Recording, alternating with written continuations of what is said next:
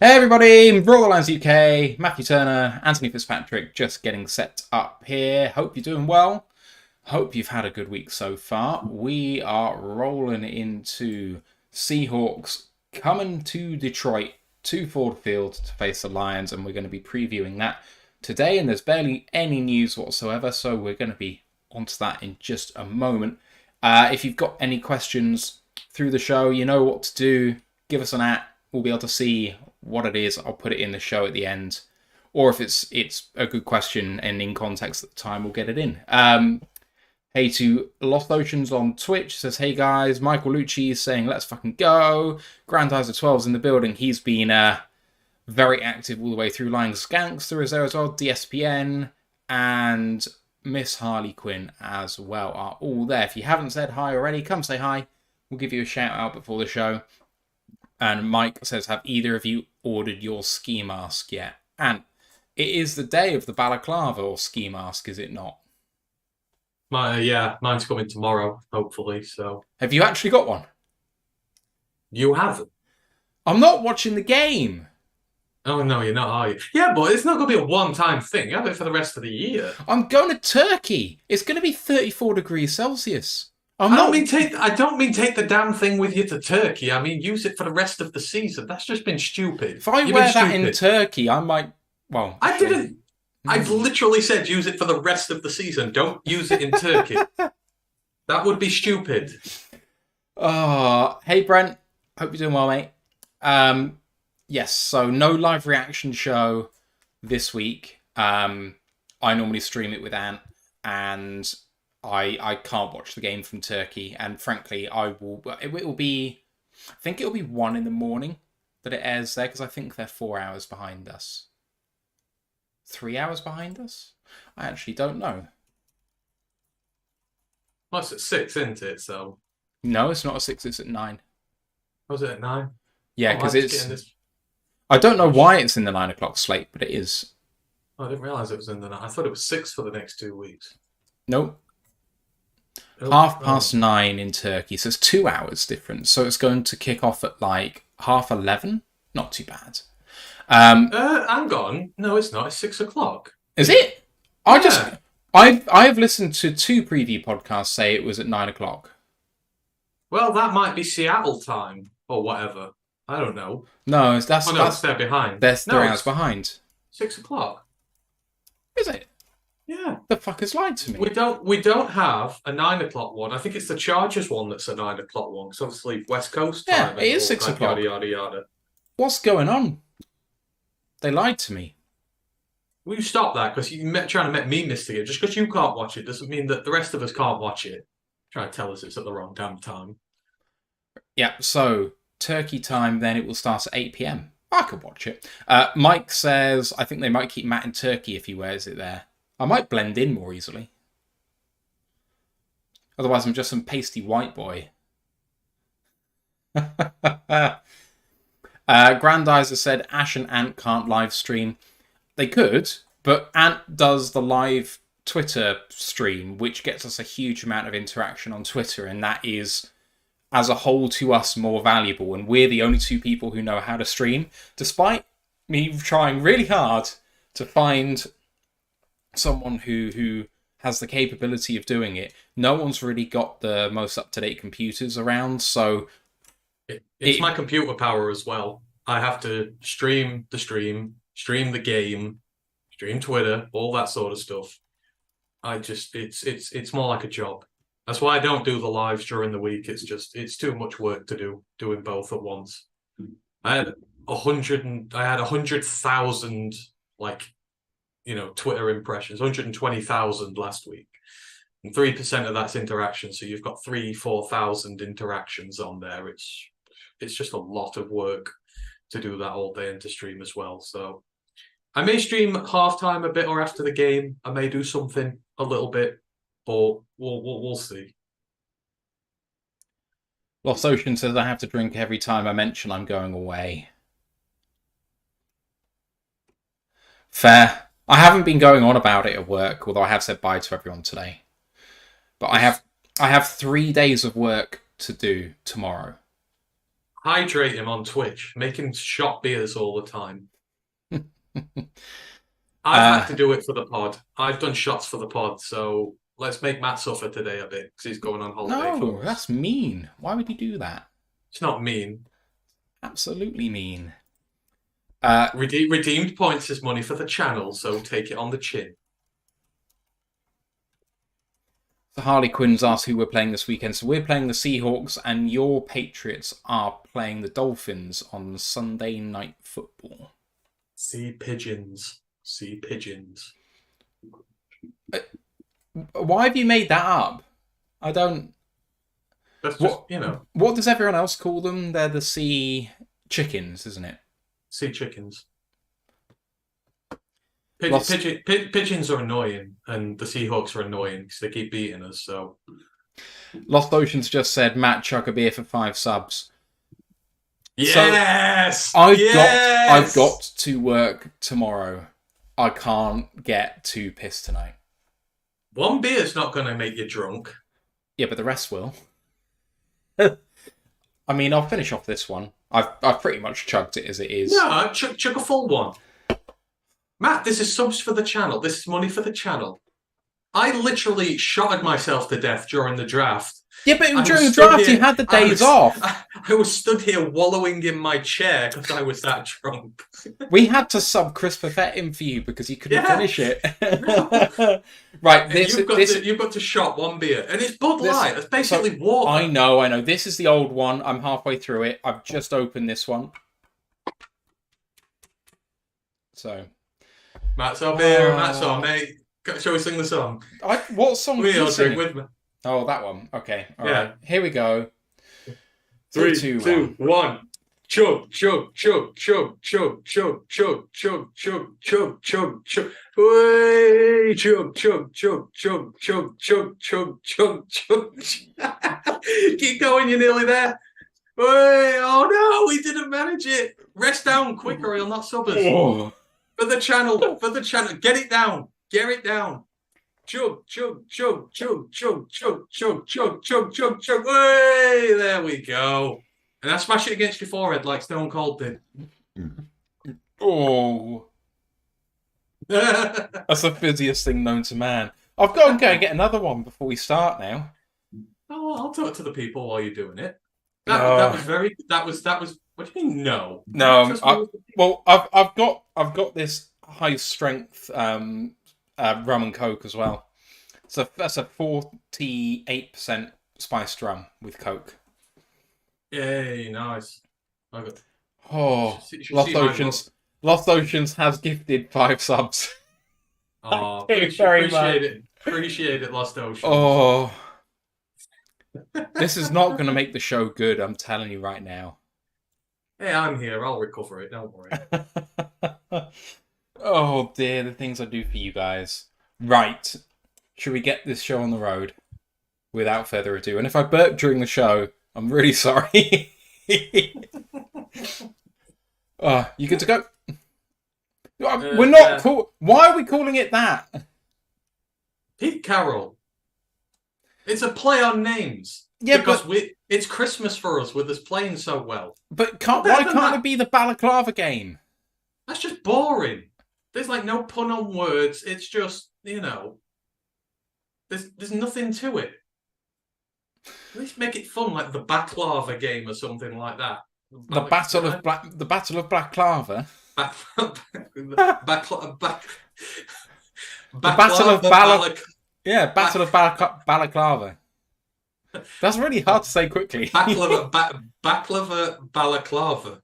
We got baklava. We got any baklava in the house? I love baklava. I'm gonna eat a lot of it in Turkey. Oh, I have to drink now. Oh, damn it! You can bring us some nice baklava back with you. My tongue's twisted. I can't say. No, I'm not gonna try. I was just trying to be a fun pun on words. My college. All right. Go down really well. No. No. It's fine. It's staying in. It's staying in. That's what she said. Anyway. We do a Lions Christmas Pete Carroll.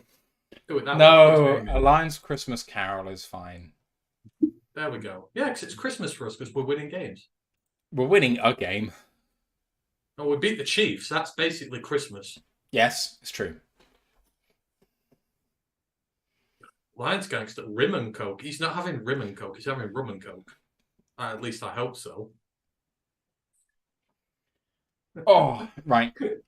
I'm not dying. I'm not dying. Okay. I don't chug beer. I do have shots, but I don't chug beer.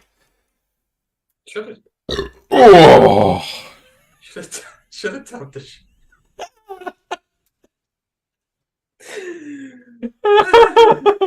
Should have tapped a shot of rum instead. I would have more happily had a shot of 50% proof rum. I'm not chugging the rum now. Oh, man. Okay. Right. Are you ready to go?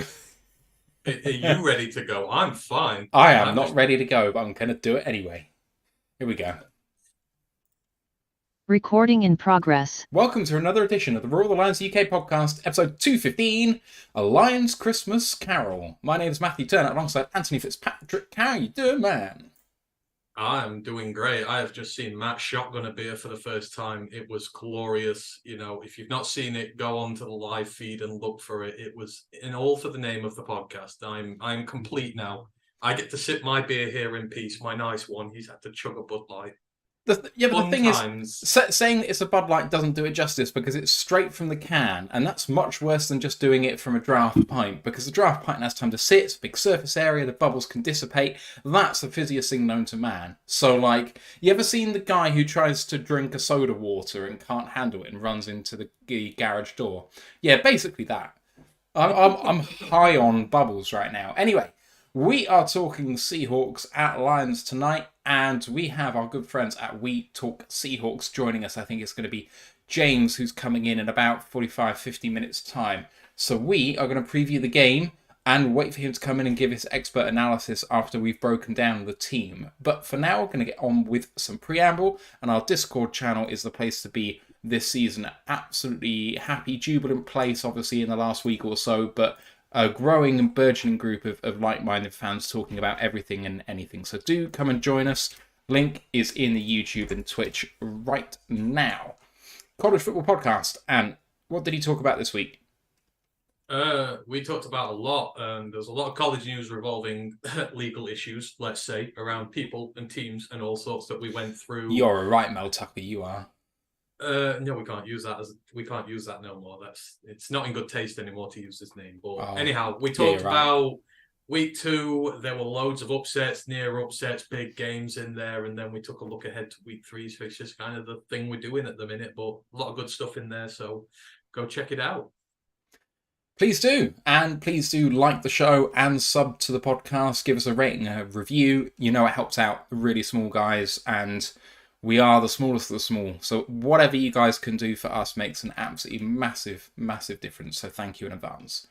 And don't forget to support our friends at Lions Nation Unite as well, home and more's project to bring the best in Lions content creators together, and you can find Dose of Dion and Micro Mike there too, as well as many others who do fantastic work. And there's a Facebook group now, Lions Nation Unite, so it's facebook.com/Lions Nation Unite. Go and add yourself there. Don't forget we are a Twitch affiliate, we're YouTube monetized, and we've got a tip jar down below too. So if you enjoy what you're listening to, any appreciation in that way is much, much appreciated by us. And there's also a feedback form too, and an email address on our About page on YouTube. So we actually did get an absolutely, and I want to see if I can find it, I want to shout out this person. So very quickly before you do while you're looking for it, I do need to shout out Brent. He did send us over $3 yesterday just as we were shutting the stream down, and I didn't see it on the college pod until off. So, Brent, appreciate that from you yesterday. It was very much appreciated. And thank you for being with us on that show. So, it literally came up on my screen as I pressed the outro thing and was about to kill the stream. So, because it's a delay. But thank you for that. Appreciate it. My thing decided to not work. Here we go. I found it. So, this comes. You won't like that. This comes from KD Man, and he says, or she says, I'm not sure. You guys are awesome. So much fun to listen to. You talk Lions football with such authority. You are very knowledgeable, and it's fun to listen to your podcast and learn something that I, self-anointed, most loyal Lions fan in Southern California, did not know about my team, strategy, etc. I can definitely see that this is a labour of love for you, but what you are definitely but you are definitely better than many of the people who do podcasts for a living. I'm not shouting this out for ourselves. This is exactly what he's saying verbatim, which is great. I've been a fan for 47 years. It's been a rough life. My excuse has been that I grew up in Michigan, but how did you get suckered into being such great fans of a team that has won so little and had so little going for it for so long? Since the change in ownership and front office, the Lions now have a full cast of colourful characters and are much more fun to watch. But why would anyone choose to watch the putrid filth that was the Quinn Patricia era, or the absolutely masochistic madness that was the 6M period? MMMMM. Matt Millen, Martin Morningweg, and Martin Mayhew. Who would have thought I would find one of my favourite Detroit Lions podcasts from England? Keep up the great work. By the way, how do I buy you a beer? I'd be glad to donate to your celebration after we beat Seattle, which is obviously what we're talking about today. Thank you so much for the long and detailed shout out, because reading that on Tuesday morning after the weekend's games are done and I was walking into work really, really brightened up my day. And you can find us our email address on that page. So that was really cool. Thank you. Right. Let's crack on with the show. And the only bit of news we have, Ant, is that former Lions quarterback Matthew Stafford is going to be in season 2 of Netflix's Quarterback. And I think, despite the personalities you saw in season 1 and perhaps not being our favourite people in the world, I think it's undoubtedly been a massive hit with the depth it goes into looking at the working and personal lives of quarterbacks and peeling the curtain behind to what Matthew goes through on a day-to-day basis. And I know that his wife splits opinion at best. To go and look at what he puts in work-wise on the field, off the field, and what happens with his kids and his wife is going to be really interesting. I love Kelly. I don't know why people don't like her. I think she can be a bit abrasive at times. I think she's great, but Staff is the most genuine quarterback I think you'll find in the entirety of the NFL. I don't think there's anyone who's more down to earth. It's got the personality. He's just great, and I would love to see it. You know, I'd love to watch things about him. Obviously, he's quarterback of the past. I don't care. It's about Jared Goff for me now. But in terms of, you know, a guy to profile and that, you know, like I said, there's no one more genuine at quarterback in the entire league. So, you know, it's going to be great that he's going to go on there and you're going to be able to see him. And you know what, to be honest, it's great to see him back playing football again at a very high level as well. On a side note, he played really well at the weekend. So I'm just glad that he's fit, he's healthy, and yeah, it's going to be fun to see him in it. 2 people join our Discord channel, which is nice. Welcome. Right. I can't wait to watch it. And I like Kelly as well. People don't like her because she's outspoken and she actually has a life of her own, whereas most wives of NFL quarterbacks shut the fuck up and just keep out of sight. And she doesn't do that. And I really like that. Like, she peels back the curtain for us sometimes, and we know that Matthew doesn't like to be in the spotlight. So from that side of things, I'm really excited to see what happens with him with that. But also, she's just an interesting personality, and she puts her foot in it sometimes. She is unashamedly human, and I like that about her. And I get why people don't, because I think they want to see him do well and kind of see her potentially as a distraction to that, and I get it. But she's entertainment, and she's trying to do something for her own life. And it's like, well done for having a personality, to be frank. Like, good for you. So, yeah, I'm looking forward to seeing more of the Stafford family. I know that people don't like it because it's like, he's the past now, but it's like, okay, yeah, but I still like Patrick Mahomes and he's never been here. You know, you're allowed to like players from opposite teams who are just fun to watch. And, I mean, if you watch the Rams versus the Seahawks, that Stafford is still very much in there, and we'll get into that in just a moment. So, can't wait for it. It's going to be really good fun. Carlton Wood talking about what we were debating about what the show could be called, and we were talking about the Battle of Balaclava, and he said the Battle of Balaclava actually ended in strategic stalemate with the Russians controlling the heights and the road, but Balaclava still in Allied hands. So not a good analogy. Yeah, there we go. Yeah. I didn't know much about it, to be fair. That's not my area of history I like to research, so I just remembered it offhand. So we were talking about baklava, the dessert, as well, so baklava's cool. And speaking of great food, a lot of people have been critiquing whatever JMO put up on Instagram. I'm not sure what it is, but it looks like, is it like a hot Cheetos stroganoff or something like that? It looks What? amazing. It, That sounds horrific. Oh my god. Really? it I don't know what they look like, hot Cheetos or something like that, or some form of crisp with a stroganoff, and it looks. I really want to try it. Looks That amazeballs. sounds so bad. Right, let's get on with having a look at this game. Seahawks are 0-1 at the moment after the loss to the Rams. The expectation, given how the game went, was the Seahawks had a 0.1 chance of winning that game. That's 10% versus a 90% chance of losing. So their expected record is 0.1 to 0.9. So not a particularly unlucky team at this point to be 0-1. The betting, Bet365, as of today, has the betting Seahawks 9-5, Lions 11-5 on favourites. That translates to a 4.5 point spread at the moment, as we're recording, Thursday afternoon, American time. Eastern is 2:50 at the moment. So that has come in from a spread of 6 just a couple of days ago. Over-unders also come down a bit. 47 it is now, was 47.5 and 48 in the most recent days. So there has been some news which has affected things. And on the Detroit side of things, and that really is the news that Taylor Decker has been out the last 2 practices. We knew that he was obviously carrying an ankle injury and played through it in the Chiefs game. And he had 10 days to come back from that injury, but he did not practice on Wednesday. And even though the practice report isn't out yet, he did not practice on Thursday either. Also not practicing on Wednesday, I don't know the full injury report yet, as I just said, Emmanuel Mosley, given that he didn't play last week, but was practicing, now slightly concerning that he isn't practicing again. Yeah, I mean, I was talking about this with Mike earlier. I don't expect to see him until sort of week 4, week 5. He's coming off a serious injury.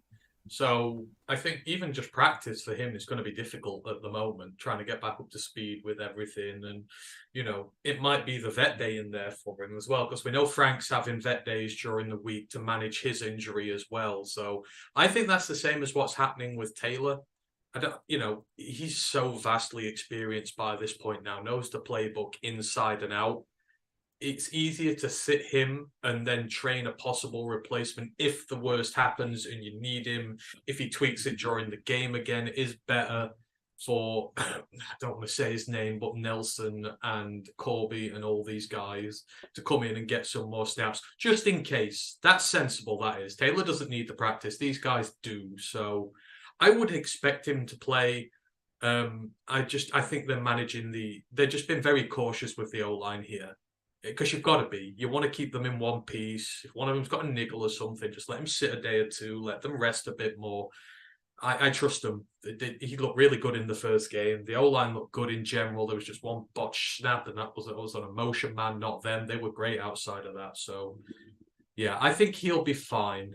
But obviously, outsiders looking at that will see 2 days no practice and think he's in a bit of bother. I don't think he is. I think he'll be fine.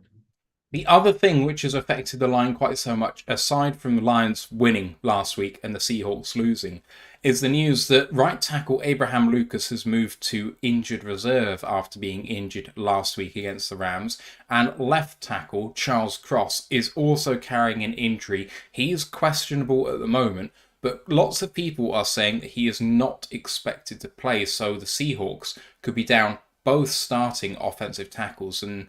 And we saw them play against the Rams last week. The backup tackles came in, who were Jake Kerr and Stone Forsyth, and they didn't play well. So that contributes to the Lions being bigger favourites, especially the edge players. Should getting ahead of ourselves here, but it should be a big advantage for the Lions. I mean, it should be. I mean, yes, they didn't look great.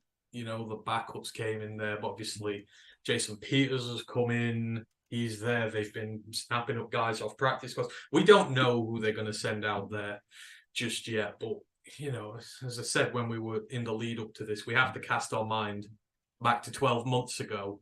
And their line wasn't great then. They had 2 brand new rookie tackles who that just never happens. You don't get 2 starting tackles who are rookies in this league at all. And they had a very bad interior for the most part, giving up loads of pressures in the weeks before we played them. And we didn't touch Gino because, I mean, our D-line's obviously a lot better now, but they schemed around it. They ran the ball well. So it is good for us. But at the same time, I really worry about Pete Carroll. You know, he's got our last 3 phone numbers. He's had our number for that long at this point, and he will scheme up a way to get around it. And it might actually be detrimental to us if it means they go more on the defensive. Then it will lessen the opportunities for our pass rushers to do anything. This is a massive test for the run defense this week. You've got to force them out their shell, because if they can just sit and run, they will, and that doesn't play to us. So it's a big thing for them, but at the same time, I'm still wary as hell. This team has just been such a bogey side for us, and he's that good a coach. He's going to have something in place for this.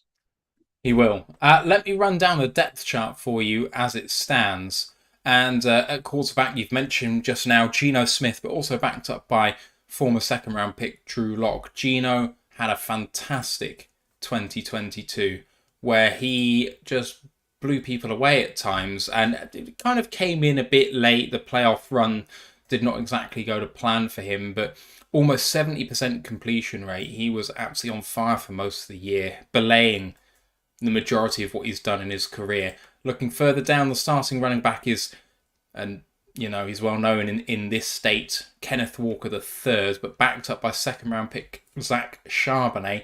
Starting wide receivers could be 3 of the best in the NFL, and DK Metcalf, Tyler Lockett, and Jackson Smith and Jigba.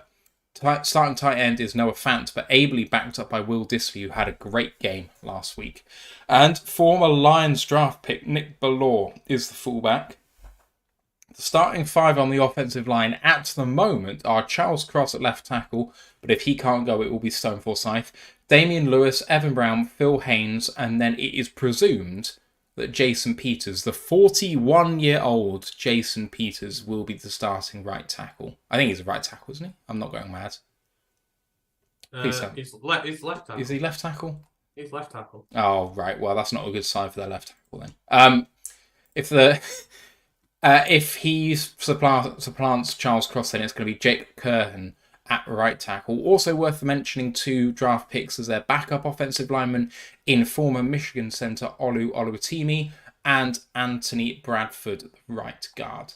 They play a 3-4 on defense, and those 3 down lineman starters are Draymond Jones, Jaron Reed, and Mario Edwards, but they are also backed up by Mike Morris from Michigan and Cameron Young. The 4 are Boye Mafe, who we were both big fans of, I remember, and Uchenna Nwosu, backed up by Derek Hall. And then in the middle, Jordan Brooks and Bobby Wagner are 2 of the best at the linebacker position right now, backed up by Devin Bush. Noticing a theme here, everyone. And then the back 4 for the Seahawks, Trey Brown and Tariq Woolen, who is listed as Reek Woolen. Did he change his name to Reek? No. That's what ESPN says. And then Jamal Adams and Quandre Diggs, backed up by Kobe Bryant and Julian Love and Jerick Reed.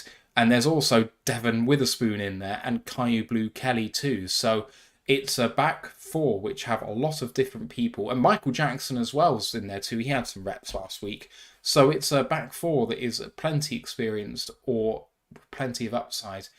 Kickers, Jason Myers. Punters, Michael Dixon. And the returner of both kicks and punts is RB3, DJ Dallas.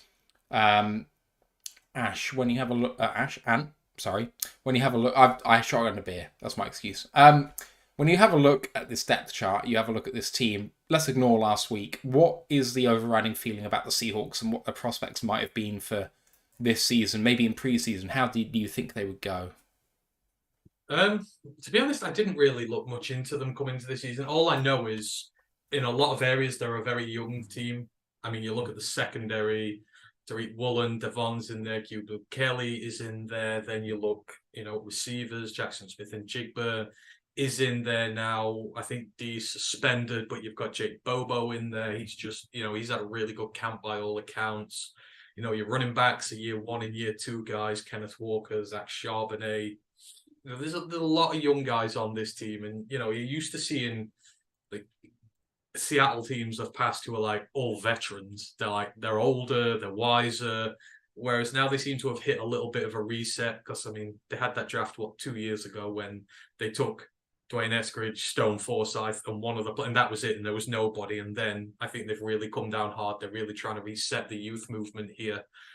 But the fact is, they're dangerous because of their coach. The coach is one of the wiliest, veteranist guys. He gets in the ear of the refs, looks for every advantage possible in the book with them. And, as I've done for years with us now, when we've been in games where we've been like massive underdogs, you find a way to win as a team there. And you look here at the Seahawks and the personnel they have, and is there a way they can win against us? And I mean, the answer is yes. Because especially you look at the interior of their offensive line, like say Olu's the backup center at me. He's amazing. Played amazing for Michigan, big in the run game there. You may see him come in as a guard or something. If they can run it down you with the guys they've got who are really good, take time off the clock, they can, they've got dynamic playmakers who can get the ball quick. Zach will get it out the backfield. DJ Dallas can get it out the backfield. Smith and Jigba, Tyler Lockett, great at the first and second levels, getting passes quickly out to them making plays, getting yards after the catch. There's a way that offense can hurt you. I mean, it all starts for us with stopping this run game. And then you look at the defensive side of the ball, it's not as clear. Their D-line is not as good as it's been in, yesteryear. Like the Bears, really. It's awful. It used to be their staple, how they used to come and hit you hard there. So the secondary is the strength there at the minute. So if, again, you can take that D-line out of the equation, take the secondary out of the equation, you can beat them. But likewise, if they can stop us running it and you've got to throw it, there's so many ball hawks in that secondary who can turn the ball over and who can make plays happen. So it's a young team that's rebuilding. I think, I like the direction they're going. Obviously, they're going to need a quarterback at some stage. But we can't take these lightly. Just because the tackles are out, you just absolutely cannot take this team lightly, or they will bite you and they will beat us. We've not beaten them for 11 years over 5 games, and there's a reason for that. They just always find a way to scheme against us. So it's not the most talented team they've had in recent years, but it's young and it's driven by a wily coach. So I would be wary of them. I honestly think we can beat them. I do, but at the same point, I'm wary of them. That's how I feel about them as a whole. Yeah, I'm wary of them as well, but there's something about them generally, and I'll get into this later, that holds me back from thinking that they're a good team. This is a team 1 year removed from being the favourites for being the number 1 overall pick in preseason.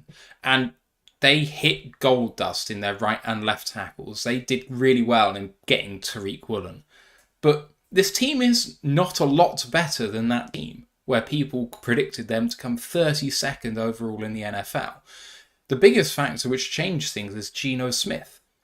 Can he be the guy that he was? And I think in the Rams game, he definitely started that way. But beyond 5 minutes to go in the second quarter, he was poor. Like, getting panicked in the pocket, throwing too quickly. Every bit the sort of Jets quarterback that we saw rather than the Seahawks quarterback that we saw.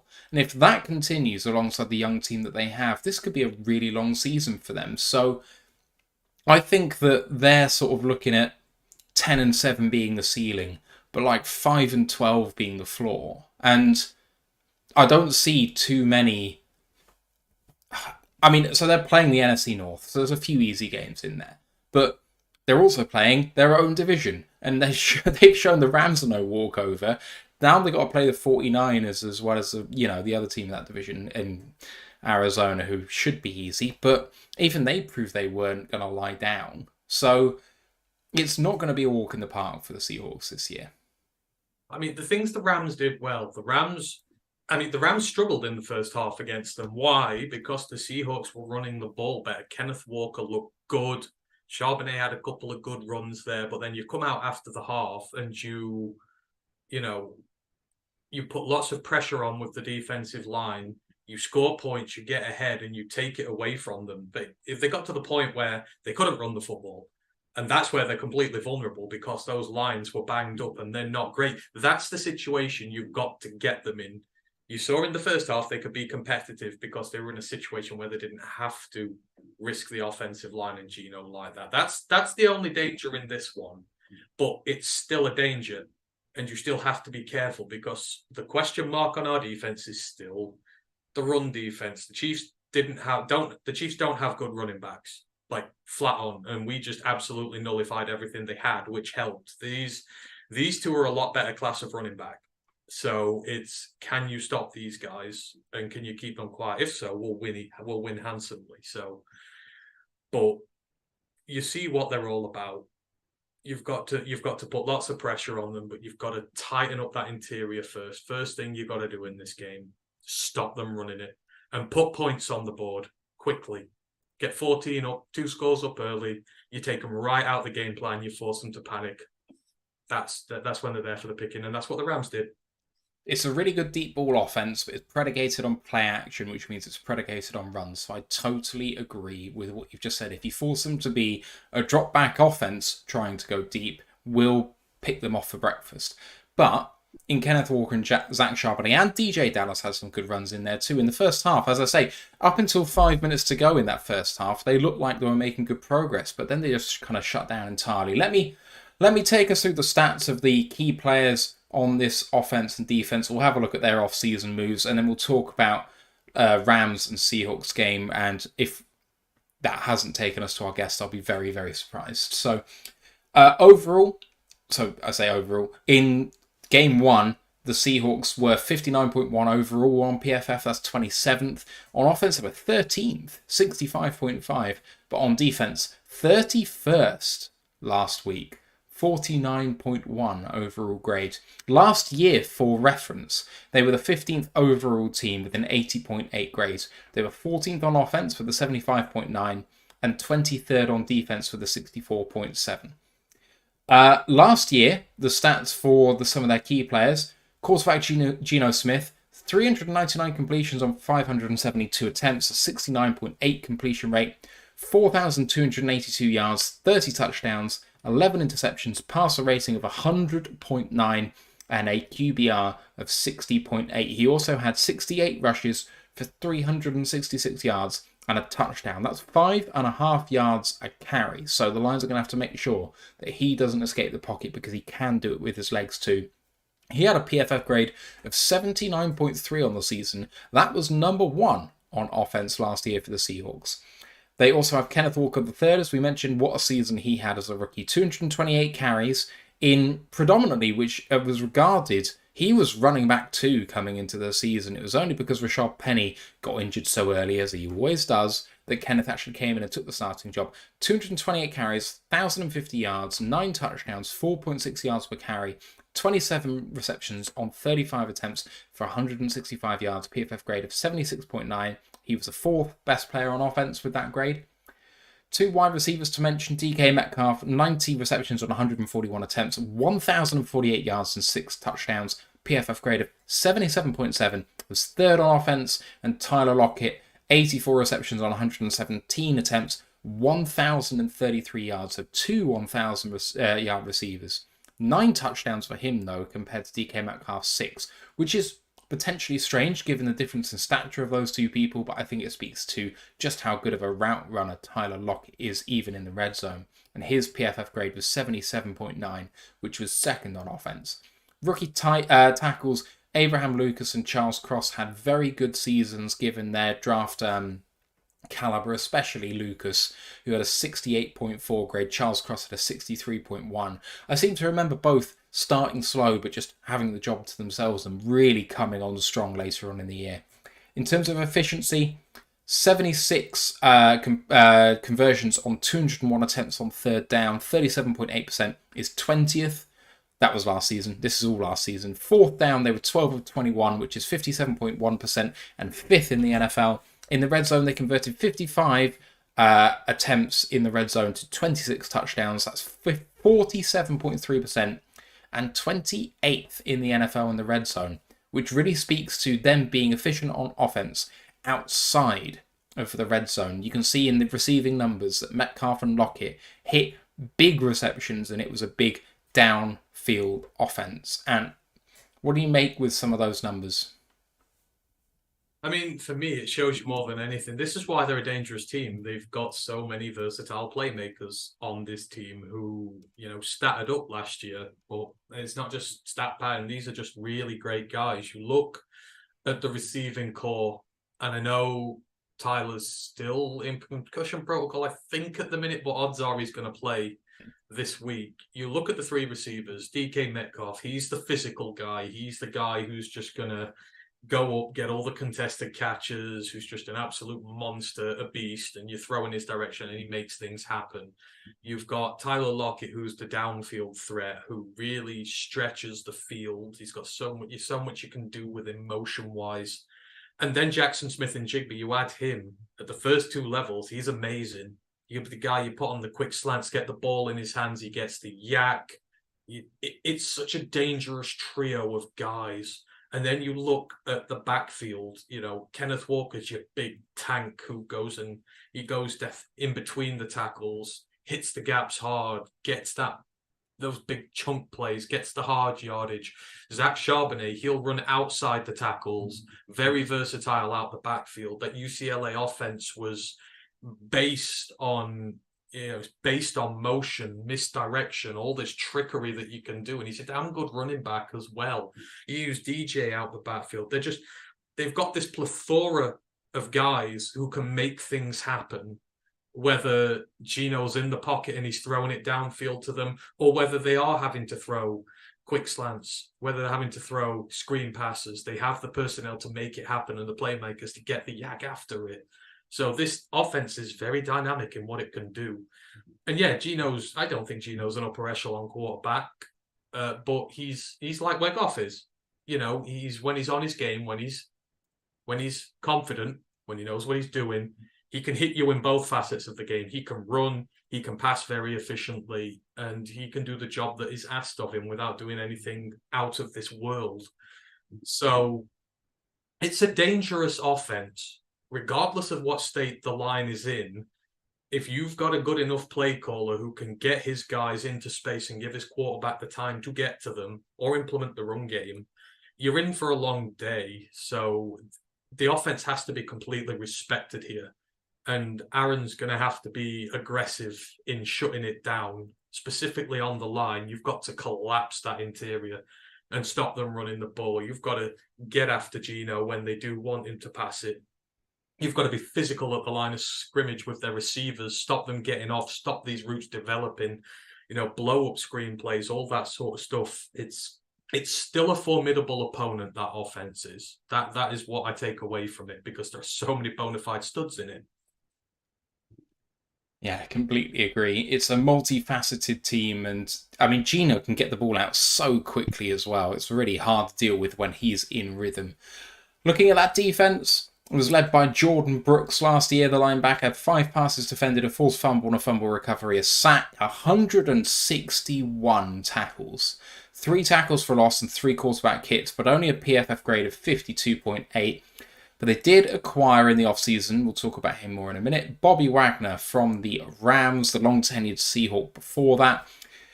At the Rams last year, he had 2 interceptions, 5 passes defended, 140 tackles, 10 tackles for loss and 10 quarterback hits, for a PFF grade of 90.7 at the linebacker position. Cornerback, obviously Tariq Woolen was in the Rookie of the Year conversation for quite some time. In fact, all the way down to the death, I think he was 3rd overall in the Rookie of the Year conversation. 6 interceptions on the year and a touchdown, 16 passes defended, 3 fumble recoveries, 63 tackles, a tackle for a loss, and a PFF grade of 69.1.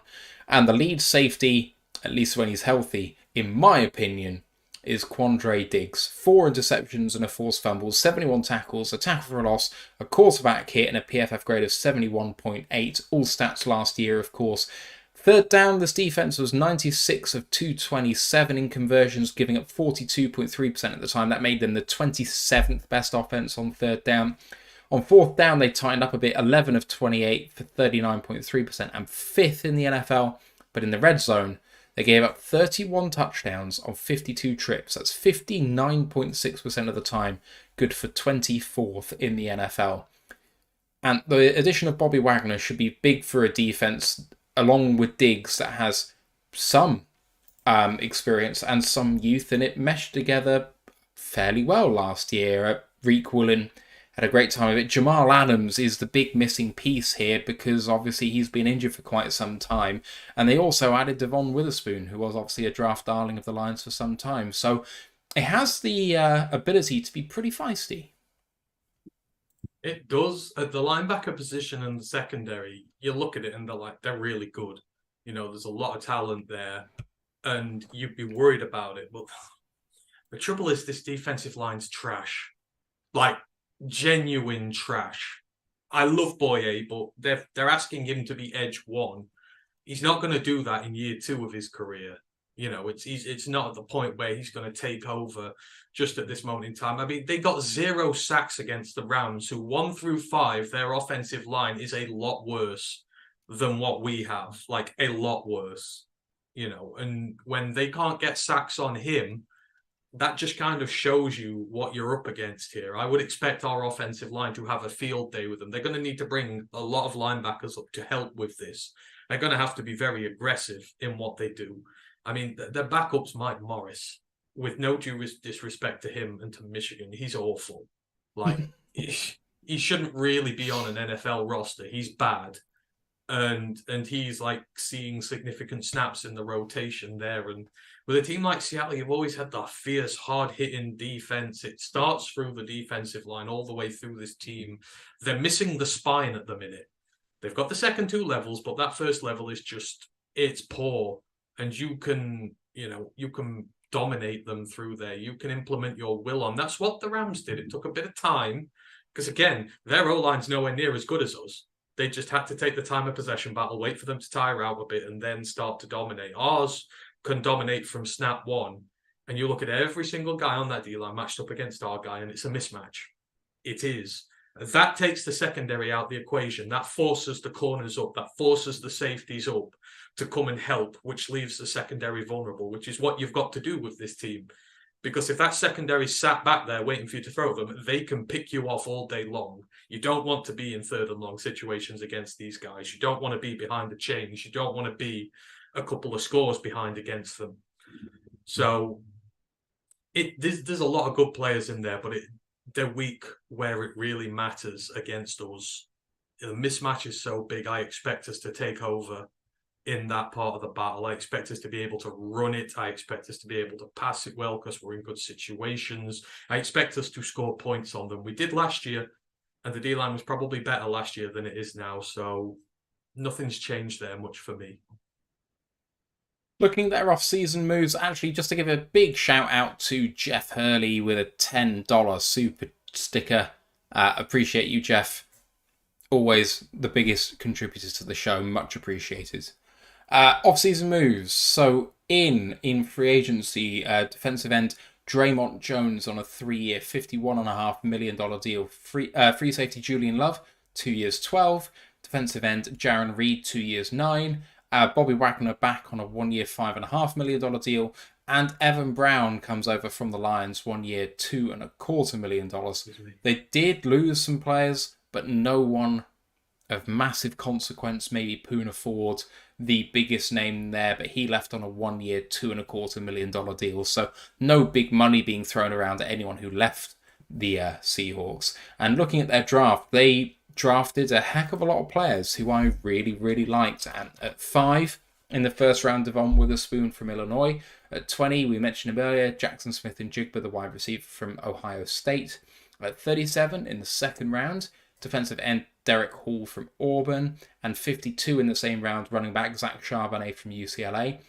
Going into day 3, they started on pick 108 in round 4 with offensive lineman Anthony Bradford, and then at 123 in the same round with defensive lineman Cameron Young from Mississippi State.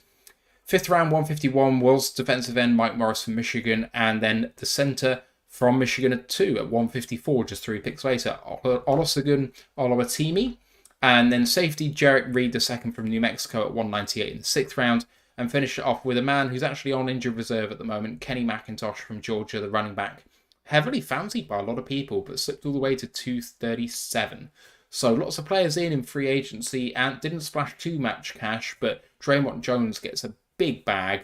And then they drafted, I would say, very well at the top. Yeah, they did. And I think this team, as they say, is trying to inject a lot more youth in there because it's a team that for years has been old. And they needed a lot more youth on there, especially, I say, after the barren draft of a couple of years ago with just 3 picks. So they've been very good. I thought the top of the draft was incredibly good for them. You know, a lot of great players in there. Devon, we all wanted here, and we would all still take here at this point. You know, Jackson Smith and Jigba, he's the exact perfect accompaniment to Lockett and to DK. You know, and then, you know, those two are not getting younger. So when one of those goes, they've already got a legitimate star replacement for one of them. But for at least a couple of years, they're going to have 3 absolute studs there. Charbonnet's great. He's a terrific accompanying piece to Kenneth because they're 2 different types of guys. You want different types of guys in your backfield, like we've got. Like Kenneth Walker is like David Montgomery, the guy who gets the missed tackles, the hard yards, and that. And then Zach Charbonnet is like Jahmyr Gibbs in terms of dual threat ability to him. You can line him in the slot. You can do all these wonderful things with him. You know, they seem to have gone the same way as us in that. And then sort of even further down you go in there, they got some really good steals. I mean, Olasegun should not have fallen that far. Not even close. He should have been picked a lot higher. I would expect him to be the starter there very soon. So, I mean, what did Evan get? 1 year with them? I think. 2.25 mil. They got 2. So I would expect Olasegun to be the long-term centre there. They'll train him up. They'll say thanks to Evan. He'll be the guy. He's great. He was wonderful at Michigan. He'll be a great centre in this league. Absolutely. And then, you know, even going further back, you know, Jarek Reed, you come out of a New Mexico system and people look at that and laugh, but New Mexico have a wonderful defense. They're a trash college football team, but they have a great defense. They have a great secondary there as well. And he's like a really underrated star in a team that already has a ton of young talent. He will be one of those. I don't know if he's still there. He should be, but he will go completely under the radar. You'll hear about him in a few years and be like, oh, where the hell did this guy come from? So I love what they did with the draft. I thought they were very smart, very calculated. I think Derek Hall went entirely way too high, but that was the only miss really in that draft for me. All the top picks were great. And as I say, the further down depth picks, they found some real steals. So in terms of building for the future, I love what they've done the last couple of years. They've picked in some big cornerstones for the future years. Yeah, I tend to agree. I think that Devon Witherspoon and Jackson Smith and Jigba was kind of what I wanted out of the draft at 6 and 18. Like, if I had to pick out what I thought might be the best case scenario for the Lions, that was pretty much it. So for them to execute, that's fantastic. And I kind of became a closeted UCLA fan last year with Dorian Thompson-Robinson and Zach Charbonnet as a tandem. They were just electric together, and Zach was potentially the bigger part of that. It didn't run without him, and he was excellent. So he has the ability to become an X factor in that offense. But I really just loved the deal to bring back Bobby Wagner. Like, he's getting on in years, but he means such a lot to that team. And I mean, you take a defense which was so much better last year than it was expected to be, and you plug him in there, and it just takes it to another level. So we'll see what happens. We have got James in the building, but I don't know if he's ready to come in. But James, if you want to just say hello whenever you like. Hello, can you hear me? Can hear you fine. How you doing, man? I'm good, man. How are you? Doing well. Doing well. Thanks for coming on. Appreciate your time. No problem, mate. Thanks for having me. Love it. I don't know if you've heard of any of our preambles so far. I heard a little bit of gushing over Zach Charbonnet and Bobby Wagner at the tail end there, which I love to hear, as always. I didn't hear any more, though. No, so we've been talking about your off-season. Obviously, you gave the bag to Draymond Jones. Along with him, and you've got Evan Brown as your starting centre from us. How do you think your off-season kind of went, and how did camp go? interesting. There was Draymond Jones was, as you say, was the big kind of splash in free agency for us. We don't tend to make even Draymond Jones-esque splashes in free agency, so I think that caught a lot of people by surprise. Hasn't done sort of much in terms of put enough on tape yet for us to make a fair judgment on him. Obviously, it's only coming up to week 2. Didn't really make an impact in the opening game, but then again, who did? So we're not really judging him on that performance. He's coming in and learning a new scheme, and with all due respect to the Broncos, was a little bit of a coaching dumpster fire last season. You could suggest. So it might take him a little while to learn the reins and that with us. But yeah, obviously, again, off season wise, it's always a bit of a quiet one for us. We're more sort of focused around the draft, and we seem to always rely on the draft to get us by rather than making big splashes in free agency. And yet again, it feels like we've had back-to-back good drafts. Like I say, we haven't really seen anything out of our top guy, Devon Witherspoon yet, but we're hoping that he's going to be fit and ready to take on you guys this weekend. So we're hoping that'll be his first action in a Seahawks uniform, because I don't think he made any appearances in preseason for us as well. So this will be our first look at him. Obviously, I heard you speaking a little bit about Jackson Smith and Jigba as well. He was out there in week 1, but it probably looked about 70-80%. It wasn't 100% Jackson Smith and Jigba. So if another week's gone by and we get 100% JSN, then that could potentially be exciting for us as well. But yeah, it's. I think a lot of people would grade it maybe about a 7-8 out of 10 off season. It doesn't feel like that after the shambles of week 1, but I think looking at it through context and everything like that, it still feels like we're building something a little bit special, and it might take a little bit of time, a bit more time than people might have thought it might need to. I'm sure you guys know all about waiting for a good team to come around, and now that you finally got one, you're excited about it, and fair play to you, hats off. So it might take a little bit longer for people to see it come to fruition, but I'm patient, and if we have to go through a few rough patches during the season, few teething problems as it was, then I'm prepared to go through them. Let's say that.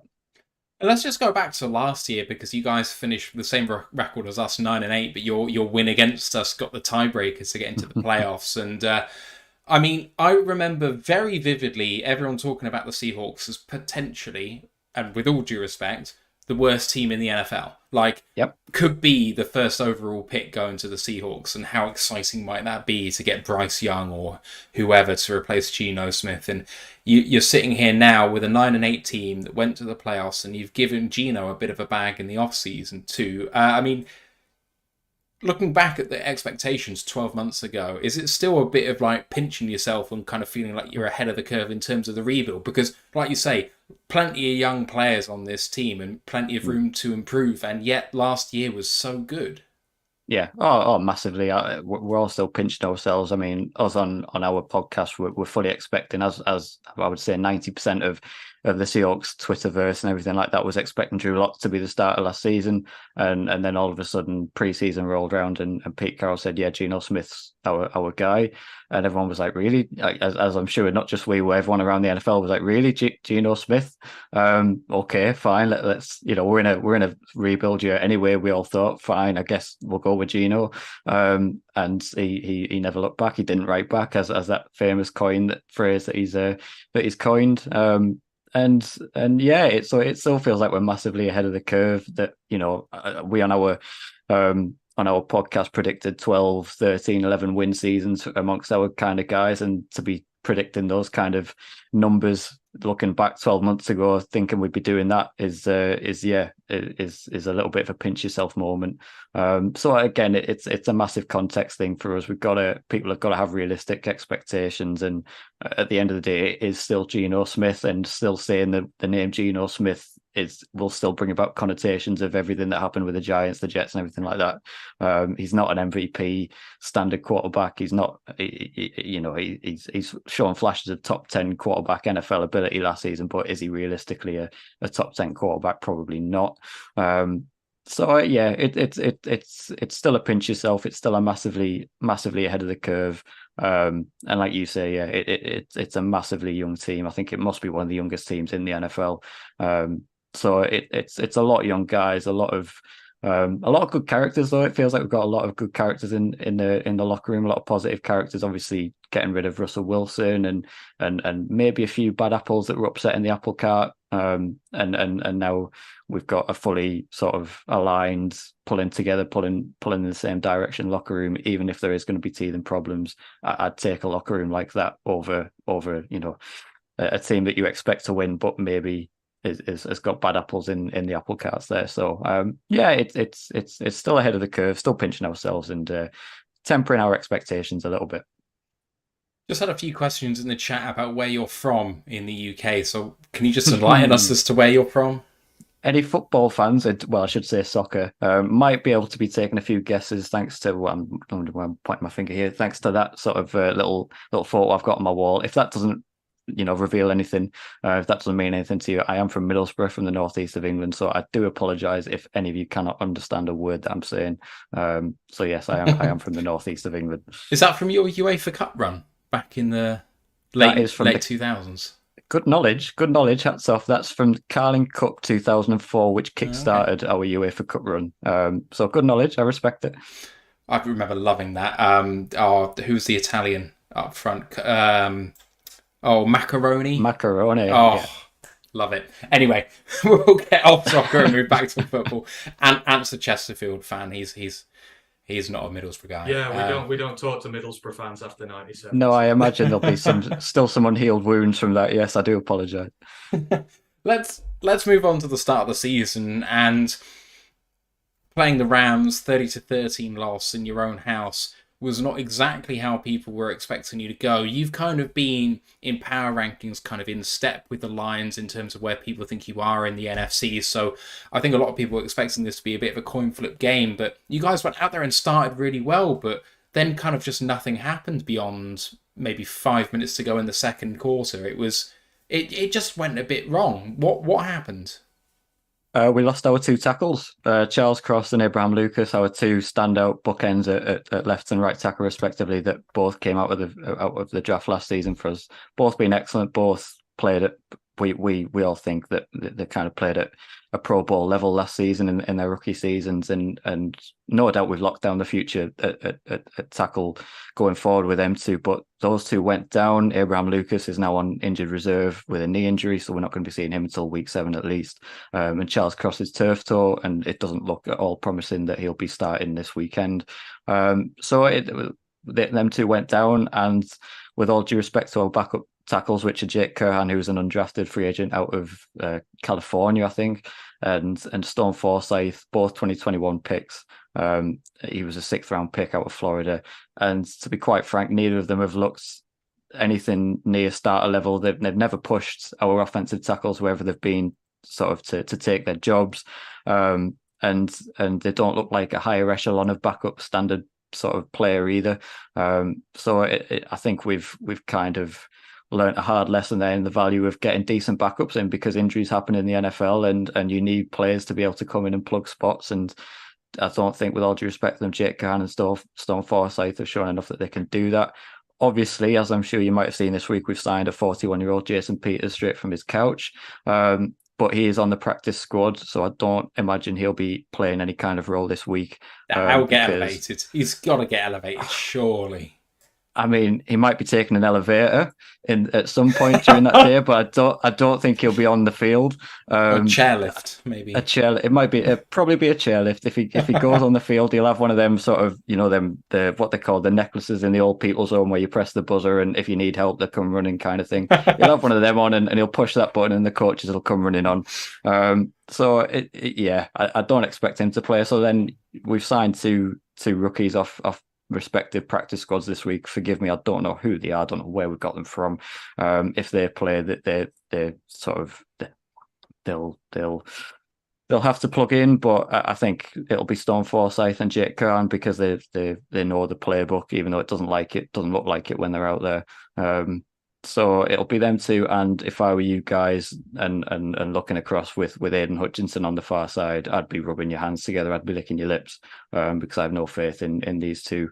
And the interior of the offensive line went down the drain as well.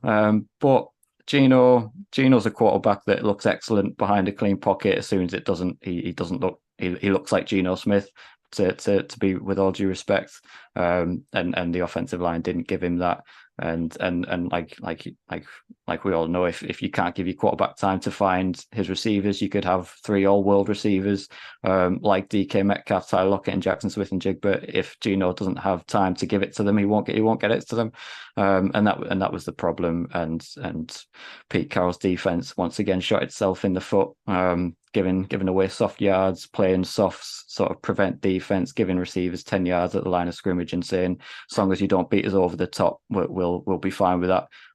So the Lions just ducked and dived, took 10 yards, 5 yards, 7 yards, 12 yards, just little chunk plays to keep the chains moving, and eventually that scored them enough points. And that's how you beat our offense, just dunking and diving. You're probably not going to beat us over the top if Devin Witherspoon and Tariq Woolen are out there. I know you've got Burners at receiver too. But Tariq can run with Amon Ra, and Devin Witherspoon is a fast corner as well. But and Pete and the defense are happy with that. But I would be targeting our linebackers, just little things over the middle, across the middle of the field, and that's how you beat our defense really. So that's how I would expect you guys to play. And I don't see them fixing that within 1 week. I think that's a fundamental schematic coaching issue that we've seen for years here. So I think you've got to be the favourites. You're at home, and like I say, we're banged up now on the offensive line, and it's looking like our misery might have to be confined until the bye week, and we can maybe get healthy, which is week 5 for us. And we might have to grit our teeth a little bit until then. So no, I'm not overly confident, as you can tell. But hey, football is football. You know, we saw some weird results in week 1, and maybe we can get a weird one as well. But yeah, we'll see.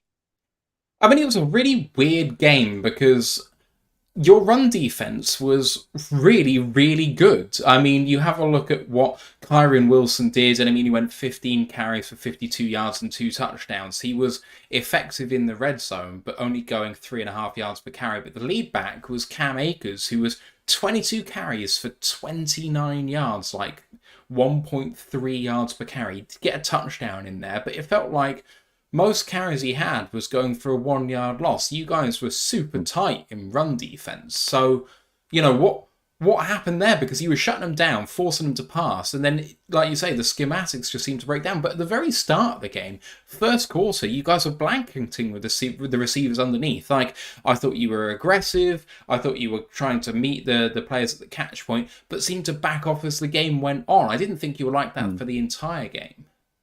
No, it's we're a bit of a team of two halves, so it tends to happen. We'll start games off strong, and for whatever reason, whether it's Pete Carroll getting his hands on and getting 2 hands on and wanting to call plays as he does as a defensive coach, and maybe sort of tries to take the reins from our defensive coordinator. I'm not sure what it is at this moment in time. With, like I say, with it being one game and an isolated game, it's hard to suggest there's any sort of recurring issues there. We'll see if it happens again in week 2, then we know that there's definitely an issue there. But yeah, we as we always do, we fix one problem and then another problem occurs. We fix the run defense, which was, I think, pretty much ranked last in the NFL last season, and probably the seasons before that as well. We seem to, again, an isolated performance, but it looked a lot better against Cam Akers, who is, when healthy, is a legit running back. He's a potentially 1,000-yard back, in my opinion, ability wise. So he is legit, and yeah, we did shut him down and stuff like that, and so it's. I just don't know with this defense, man. It's so full of talent. It's so hard, and it's so frustrating when you know there's so much talent there, and it's just something's holding it back. Whether it's schematics, whether it's fitness, whether it's learning the playbook, something isn't quite clicking with it yet. But we'll bank on the talent maybe shining through and overpowering whatever problem we've got. But yeah, I mean, Bobby Wagner's a massive part of that, as I heard you guys saying as well when I joined. I mean, he's in my opinion, the best run defending linebacker that we've seen, other than maybe a Luke Kuechly. But even so, I think he's a Hall of Fame player, and he's just excellent in the run defense. And I think sort of putting relationships aside, and in terms of reasons why we bring him back, because he's such a cult figure here and an icon. And I think he was brought back generally not just to be sort of something to appease the fan, the fan base or anything like that. He was brought back to help sort of boost this run defense, and that's what he's going to do. So I think he was a massive part of it. He led the team in tackles, as he always does. So if he's out there, we've always got a chance in the run game. We're always going to look better. But yeah, it like you say, it's just that soft underbelly of our defense where you just dink and dive and throw it for 10 yards on little slant routes to your tight ends or whoever across the middle of the field. And because we send our linebackers deeper into pass coverage, and we don't really play them at the line of scrimmage, and because our cornerbacks, regardless of how fast they are, we'll line them up 10 yards off your guy at the line of scrimmage and just say, don't beat us over the top. And yeah, that's how I see Jared Goff, who fair play to him, is completing his passes. He's not turning the ball over. He's making smart decisions. And at the minute, he looks like a quarterback who'll thrive against the defense that'll give him that. So, yeah, I'm not confident, but we'll see. The one bright point, I guess, is a player who Michigan State fans are very aware of in K9, Kenneth Walker III himself, who I keep being told was absolutely robbed of being a first round pick. He went over 5 yards a carry last week. Only got 12 carries as I mean, just looking at the number of offensive plays he ran, it was 44 versus the Rams 78, which tells its own story really. But Kenneth has had such a great career, and he came in as running back too, as I mentioned earlier, behind Rashad Penny, who went down very quickly with an injury, and he had a 1,000-yard season on the ground. And he started off in good form as well. It feels like if you're going to be successful, he's going to be the guy to kind of open up everything in the pass game for you. Yeah, absolutely. Like you say, with Pete Carroll, we've always been a run-first offense, regardless who we've got a wide receiver. That's just how he plays football. And like you say, because we are a heavily run-pass option, RPO kind of offense, you have to have a legit running back to make that work, to sell the run game, to open up the pass game. And yeah, Ken Walker is he's such a stud.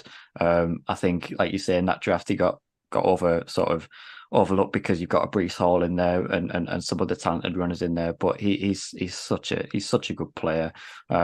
He's in his rookie season, he was a little bit kind of, his runs were either boom or bust. He'd either take them for good chunk yardage plays down the field, or he'd get blown up behind the line of scrimmage because he's maybe trying a little bit too hard to just shoot through a gap and not letting the player develop and seeing the field, as well as he should be. But in that Rams game, like I said, we talked about it on our podcast, where it just looked like he was sort of being a little bit more patient, a little bit more, showing a little bit more IQ, and instead of just sort of running into the first gap he sees, he's sort of letting it develop a little bit, being a bit more patient. And if anything was going to be sort of Ken Walker's kryptonite, it would have been that he's just too eager to get through a gap in the line of scrimmage and too eager to make something happen.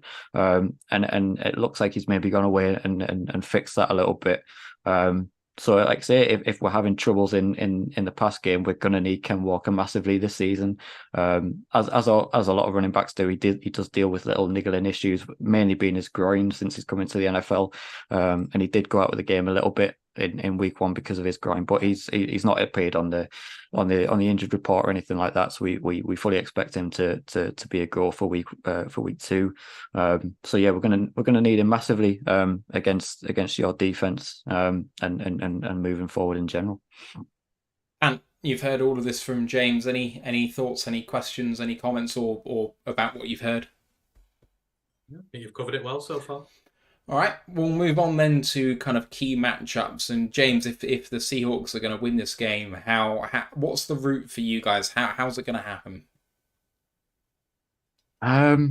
Key matchups, like you say, the obvious one is Aiden Hutchinson against probably Jake Curhan at right tackle. If Jake Curhan will be Jake Curhan, as he always will be, you'll dominate the line of scrimmage probably, and then we'll lose the game in the trenches as we did week one.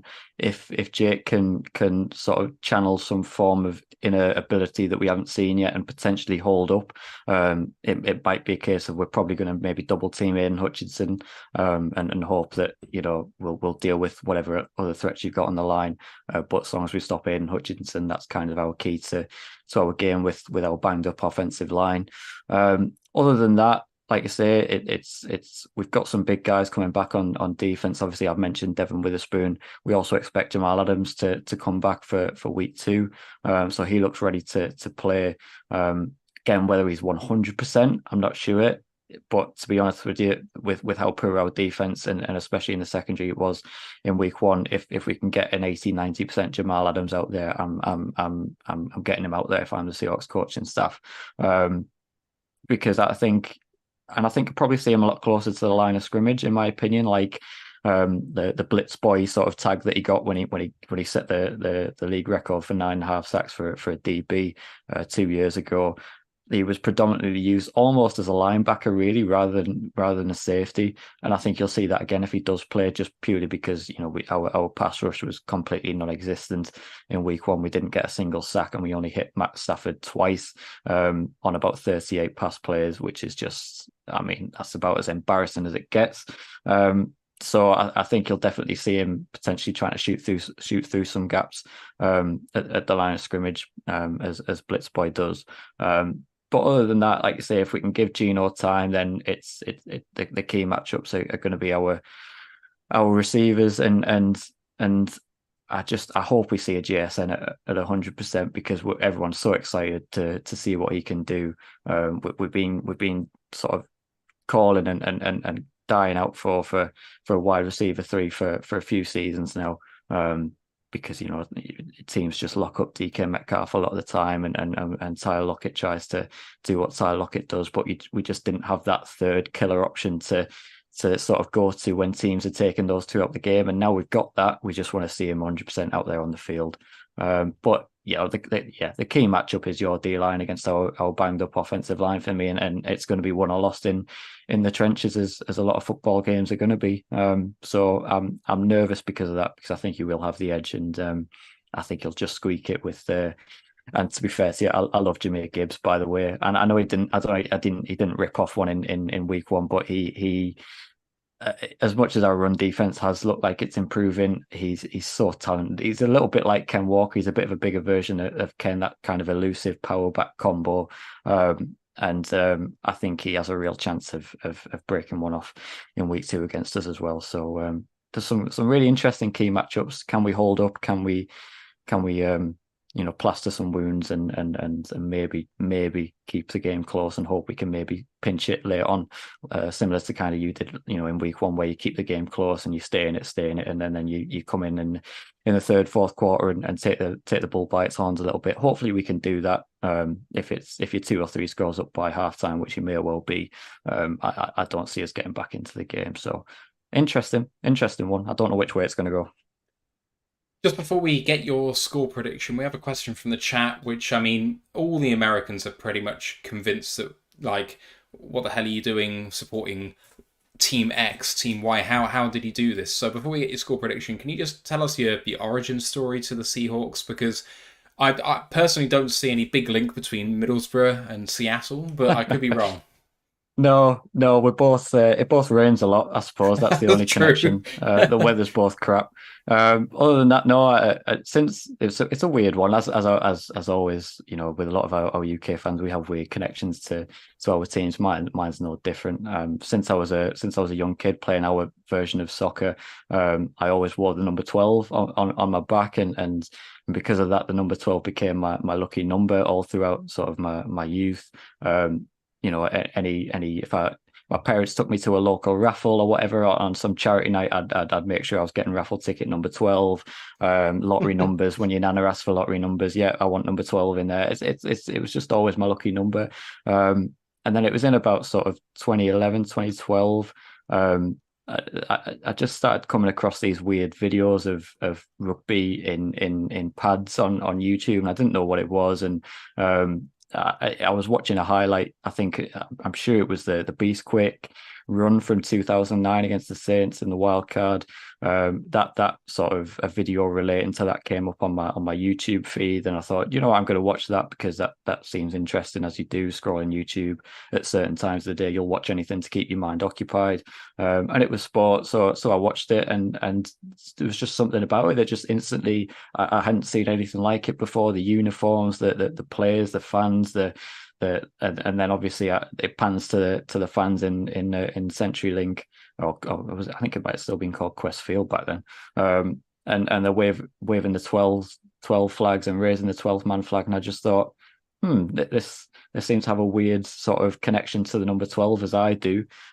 What's this all about? I research it a bit more and find out the history behind the number 12 and the connection to the fans and the team with that number. And I just it felt a little bit like fate at that point. So I just kind of didn't start watching any games sort of live till like 2013, 14. I know you're going to say bandwagon, I know it's just it's pure coincidence. Not you guys, by the way. I know guys in the comments might be saying, some of our American friends, and that's convenient at the time that they were bandwagoning. But it was I just been allowed to get my first kind of proper touchscreen mobile phone that had the wonders of the internet and YouTube. So it was just by pure chance that the Seahawks were good at that moment in time, and I've stuck with them ever since. And through hell or high water, which there hasn't been a lot of. Actually, I'm in no place to complain about sort of poor teams when I'm on your podcast. I know you guys have been through the ringer a lot over the years, so I'm in no position to complain. But we've had some weird years recently. Like say, we seem to get to the playoffs most years, but then just get one and done, and it's frustrating. Are we just happy with that, or are we going to kick on at any point? But no, that's my connection, just by pure chance of having a lucky number, finding a team that everyone else loves that number as much as I do, and that's why I'm a Seahawks fan, and I've been regretting it ever since. I'm only joking. I had a question from Michael Lucci's, which I must admit I don't understand. So if it doesn't make any sense to you as well, apologies. It says, what do you think about Seattle not renewing the rights to call their fans the 12th man from Texas A&M? I don't get the question, but you might. I did not know that. I didn't realize we were a sellable kind of. I didn't realize we were like an asset or like a company. That's cool. I'm glad you don't understand it either. That's fine. No. Good.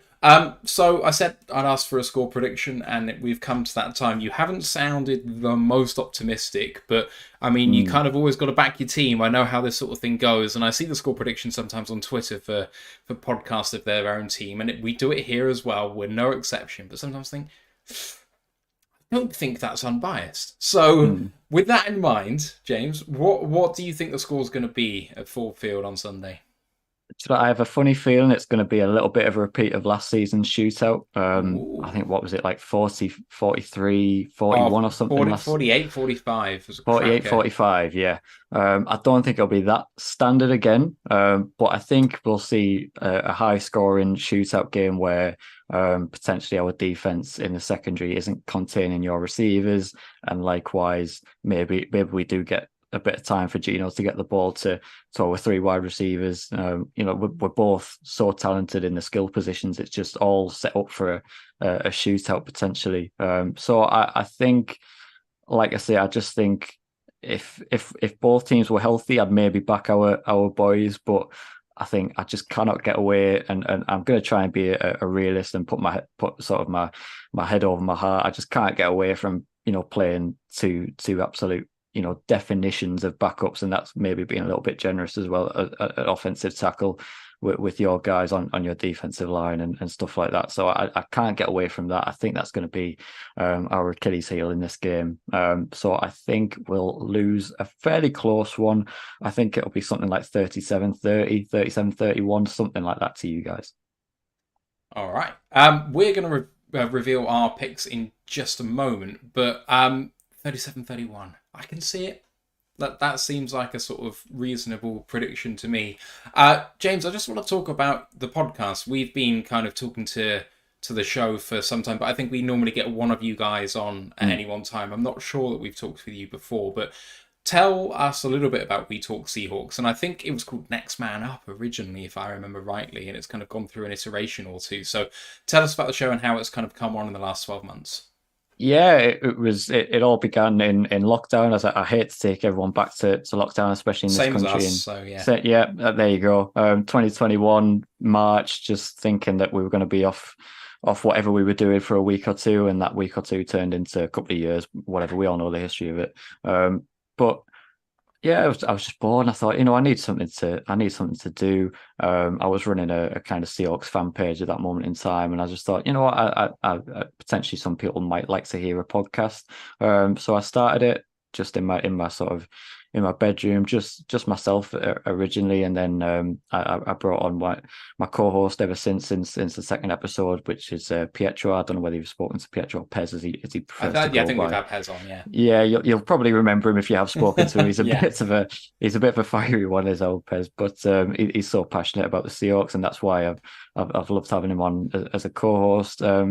And at the minute there's three of us. We have Mitch as well, who's recently come on this season as our kind of our college draft expert. He loves sort of college football and everything to do with the draft, as we all do. There's some of us that just have a different unhealthy obsession with it, and Mitch is one of those guys. So he's come on and provided sort of real invaluable sort of insights into our rookies and how they're developing and stuff like that. So that's what we are at the minute. We just sort of don't really pull any punches. We'll kind of say it how we see it, say it how it is. We all have our opinions and aren't sort of really sort of scared to put them out there onto the airwaves. We don't really sort of, we've never been about sort of numbers or sort of anything like that. We absolutely value and love everyone that kind of listens to us, but our kind of pod mantra from day one has just been, we're just going to sort of do it as if we were mates meeting up at wherever and just talking about the Seahawks. And if people want to listen to that, if it's one person, if it's 100 people, if it's 1,000 people, then brilliant. But if not, we'll just do it every week and just have somewhere to vent our frustrations, as it looks like we're going to have to a lot this season potentially. And it'll go wherever it'll go, and it'll take us wherever it'll take us. But that's where we are at the minute. Like I say, we're on Twitter, Instagram, TikTok, Discord, YouTube as well, that we've started for this season. So we're just having fun with it and just rolling with the punches, whatever we get, and yeah, just trying our best to basically try and make sense to our American listeners. And I'm sure you guys go through the same thing. We're trying to cater for everyone. Like I say, it's hard when I'm from Middlesbrough, Pez is from Preston in Lancashire. So we haven't picked the most, idyllic accents for our American listeners to get acquainted to.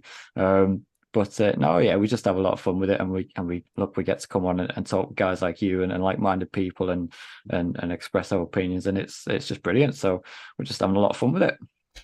It's great to speak with someone like you in that I think like we all have a sort of kindred spirit in terms of how we kind of came to the game, to the teams that we did.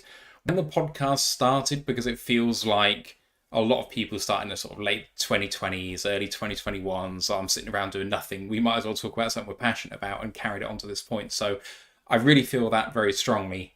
So congratulations on your success. I hope the YouTube channel goes well. Guys, if you've enjoyed James and Pez in the past, then go and subscribe to their channel on YouTube and help support a new show. James, we're going to reveal our picks for the games after me and Ant have just talked it out a little bit more after you've gone. I'll message you on Twitter in a second with what we've said afterwards, but I'm not going to spoil that just yet. Thank you so much for coming on. And maybe we'll see you in the playoffs. Maybe we'll see you in the... Well, we will maybe see you in the draft, but we're going to be there this year because it's in Detroit, so we're going over. So maybe pre-draft we can have a bit of a show and talk about the prospects of the Seahawks. But good luck for Sunday and good luck for the rest of the season. We'll see you soon.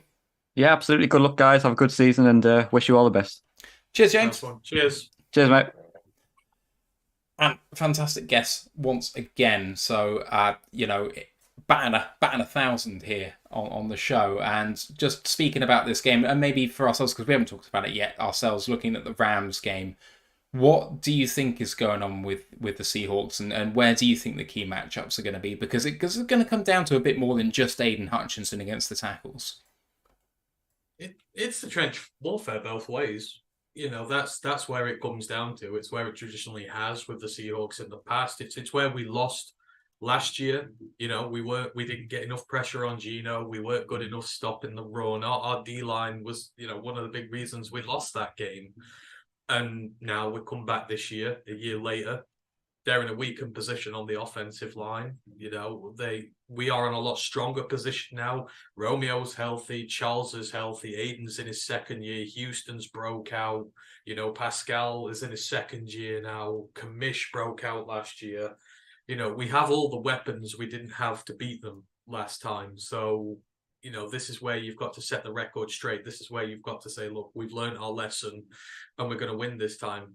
So the D-line's obviously going to have a big part of it, but so is the offensive line. They say if you can run the ball on these guys, you take away the most dangerous players. And that's what you want to do. You want to nullify the opposition's best players when you are playing against them. So it's all about the O-line, and that is what the Rams did eventually. They took control of the line of scrimmage. Donald just took control of himself on that line of theirs, and then the O-line was able to get the push. It was able to get the protection to Stafford, allow him to sling it. So that's where the matchup is here. Both sets of trenches, you've got to win those, and if you do, they are an eminently beatable team because they just don't have the backup after that to be able to do anything about it. Rams gave you the blueprint, and we've got the better players with which to be able to implement it quicker. So that's what we've got to do.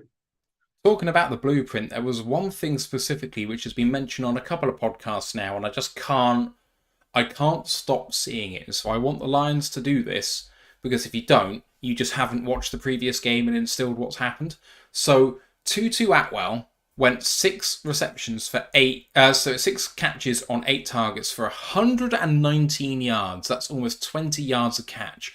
We know Tutu because he was taken very high in his draft as a second-round pick when he probably had no right to be there, as a 150-pound receiver. Very technically gifted, but just, so light. And he wasn't a sort of... who's the other light receiver who plays for Philly? Came out the same draft. Smith. Devonta. Yeah, so similar sort of ballpark, but just not quite as gifted as Devonta. But Tutu Atwell started so often as the Z receiver in formations, and he'd motion into a kind of slot / kind of stack position, and then he'd run across the formation on a sort of corner route going from left to right or right to left. And it just tore them apart. Like, they couldn't deal with a guy lining up on the outside of the formation, motioning inside, and then crossing the formation. Stafford went, I think, 12 for 13 for 140 odd yards and a touchdown through intermediate passes in between the numbers. Like, anything down the middle of the field in short to intermediate range, the Seahawks couldn't hang with Stafford's fastball to Tutu Atwell. And Puka Nacua also went 10 of 15 for 119 yards as well. So, I mean, between the two of them, they absolutely killed him. And I expect to see, and I said it last week and I was wrong, I expect to see Khalif Raymond eat in this game playing that route. But then also Amon-Ra St. Brown on the other side, potentially. I mean, with a route runner like him, you heard our guests talking about their problems with just standing off and taking 10 yards. Amon-Ra's going to be that guy.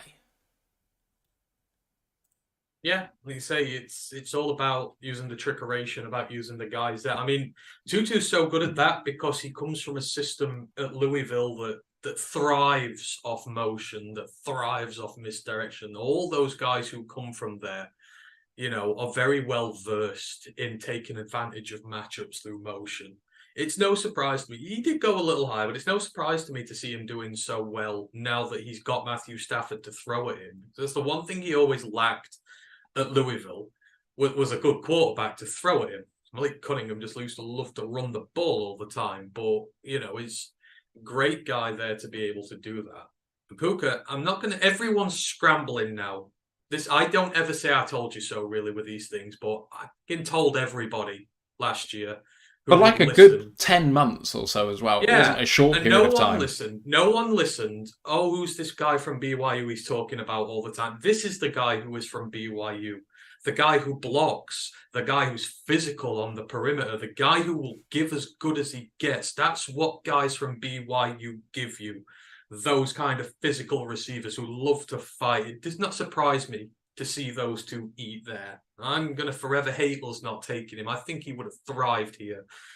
But yeah, you've got to use the guys like that here. Now, whether it's Leaf, I'm not that fussed. I generally like to ride the guy who's doing well. I mean, Reynolds last week was superb. Incredible, yeah. In terms of his separation ability coming on the comebacker routes, it was great. I mean, 4 catches for 80-odd yards? The yak ability was so good as well. The missed tackles that you forced in there. So, Reynolds has the confidence of Goff and the staff at the minute. So I'd use him again. I'd use Amon-Ra. I'd use all the guys. That's why I love what we have. We have such a diverse group of talents. And this is not even factoring in Laporta and Mitchell over the middle, who are going to take their linebackers out the equation because, as has been said, we love to run so many of those crossfield routes with the tight ends to give Goff an out if nothing's working downfield, and you can't cover everything. So whether it's Leaf, whether it's Reynolds, I just think we have the right group of personnel for every situation to be able to do something with. So as long as you are putting them in second and short, as long as you've got to bring these DBs up. That's the big thing. You cannot let them sit and ball hawk it. That's what the Rams did. They ran the ball well. These guys were able to get in behind the back and exploit the space, and they couldn't not stop selling out against the run. We've got a diverse group of guys who this works out very well for. All starts with running the ball, though, and implementing on the line again. So, but yeah, I like the fact we're going to get a lot of these guys in here using that. If it's Leaf, if you can get it real deep downfield, great. Going to go over the middle again. Choose Reynolds. He was really good. And of course, Amon-Ra, he should go get targets wherever he goes. And he's going to catch it wherever he goes. Brian Shook has just said basically what I'm thinking. They couldn't stop crossing routes and passes in between the numbers. That sounds a lot like what we do best. I 100% agree. Had a question in as well. Why don't I see where it is?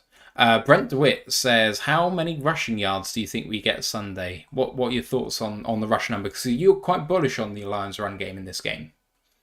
Yeah, I said about 175 up to 200. Yikes. I think they're going to run a lot on them in this one. I think Goff's going to put up similar numbers to what he did against the Chiefs, like the 250 mark. I think we're going to run close towards 200 here with these guys.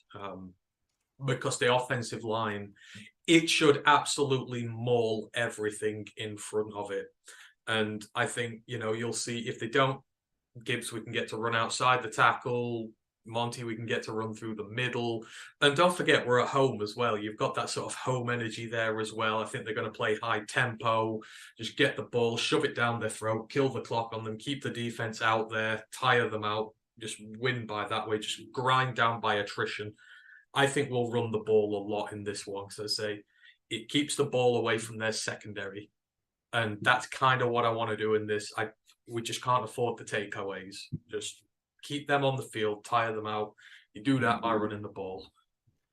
I think it's going to be a mediocre day for the Lions running game. I don't think they're going to entirely shut us down. I don't think we're going to break them either. If you have a look at what they did against the Rams, I mean, they were very successful in that run defense. They gave up 92 yards on 40 carries. That's 2.25 yards per carry. I mean, the Rams had a torrid time of it against the run, with their run game. So I can see Seattle kind of doing something different to the same as that and just saying, you know what, if you're going to beat us with your arm, go ahead, but we're not going to let Jahmyr Gibbs and David Montgomery beat us. So I can see the Lions going for about 120, but on a fair few number of carries. I don't think we're going to get our lines a lot better.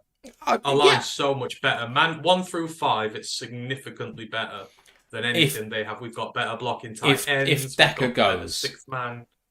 If Decker even goes. without Decker, Nelson is useless. But the one thing he can do is he can do run plays pretty well. I would just run them behind Penny. I'd put Nelson in at left tackle. Say screw it. Run it past the right-hand side of the line. Just keep going to the well. Just keep getting it there. Put the extra men out.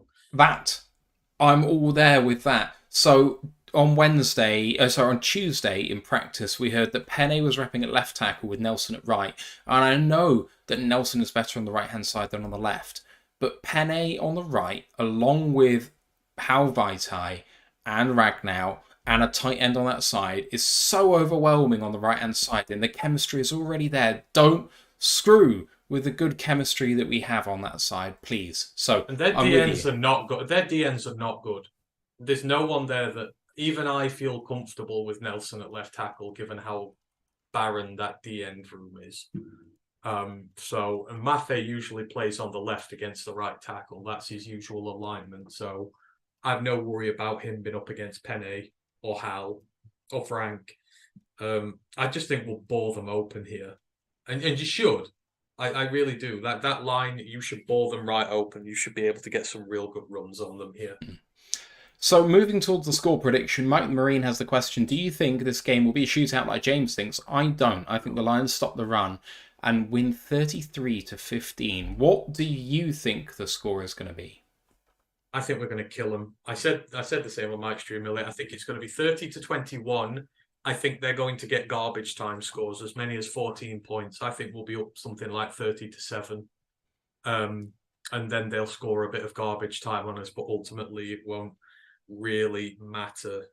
They don't have the trenches to work with us. And while I know Pete's going to do all he can to get out of that, I just have supreme confidence that we can stop the run. I would expect Bugs and Broderick to be activated this week for that specific purpose. I would take Benito out the rotation, not because he's bad, but because of the specific personnel you want in there. They'd be the three guys I'd have to help shore up against the run and then let the edge rushers loose. So we've got the right personnel that we need. We've got the heavy guys. We've got the linebackers now. Campbell will come up, fill the gaps in there. Rodrigo will. Alex will. So I just think we're going to hit them where it hurts. And I think we'll kill the clock against them as well. So, yeah, kill the run game and then they can't use their skill players. On both sides of the ball, like I say, you take the wide receivers and the corners out of this, they're bang average. I don't think they can hang with us. But I am wary. Brent has just called out my score prediction, which is 37-20, much for the same reasons that everyone else has here. I think that we just score regularly and often, and we get touchdowns and they get field goals for the majority of the game. I don't see us giving up too much, but I do think there's a route for Seattle to win this game. I just think that it's thin. So, give them all the chance in the world. They've got a talented side. They can hit it. But if it's the Seattle last week, they're going to really, really struggle. Right. We're going to talk about Thursday Night Football off the air in just a second with our live chat. But Ant, anything you want to talk about just before we end the recorded part of the show? Don't think so. No. We've All gone through everything. All right. There is no live reaction show this week as I am away. Review show will be back on Monday with Ant and the gang. College podcast, looking back at last week's results and looking ahead to this weekend, was live yesterday. So go check that out on YouTube and Twitch. You can follow us on the socials, Royal Lions UK on YouTube, Twitch, Facebook, Instagram, and Twitter. And the group for worldwide fans is Detroit Lions Fans UK One Pride Worldwide. You've seen, if you're a fan, a person in that group on Facebook, our very own Ryan Farden living up in Kansas City, and he's on his way to Detroit at this moment. So, welcome him with open arms, guys, and give it everything as we ride to another Lions victory. The preview article is already up on ROTLUK.com, so don't forget to look at what Ash has to say on the website there and subscribe and rate us 5 stars if you can. Much appreciated. Just remains for me to thank my co-host, Anthony Fitzpatrick. My name's Matthew Turner, and we'll see you at 2-0. Let's go Lions, One Pride. One Pride. Recording stopped. Got a few questions about player of the game, which I never like predicting, to be frank. And also Vikings at Philly. I just need to pop off for 2 seconds, and I'll be right back. Give me a question or something then to walk out on. Who do you think the player of the game is going to be? Okay. I just said it. Okay. All right. Okay. Sorry. That's all right. You can leave me with them. I'm not going to drive them anyway. You're all good. Right.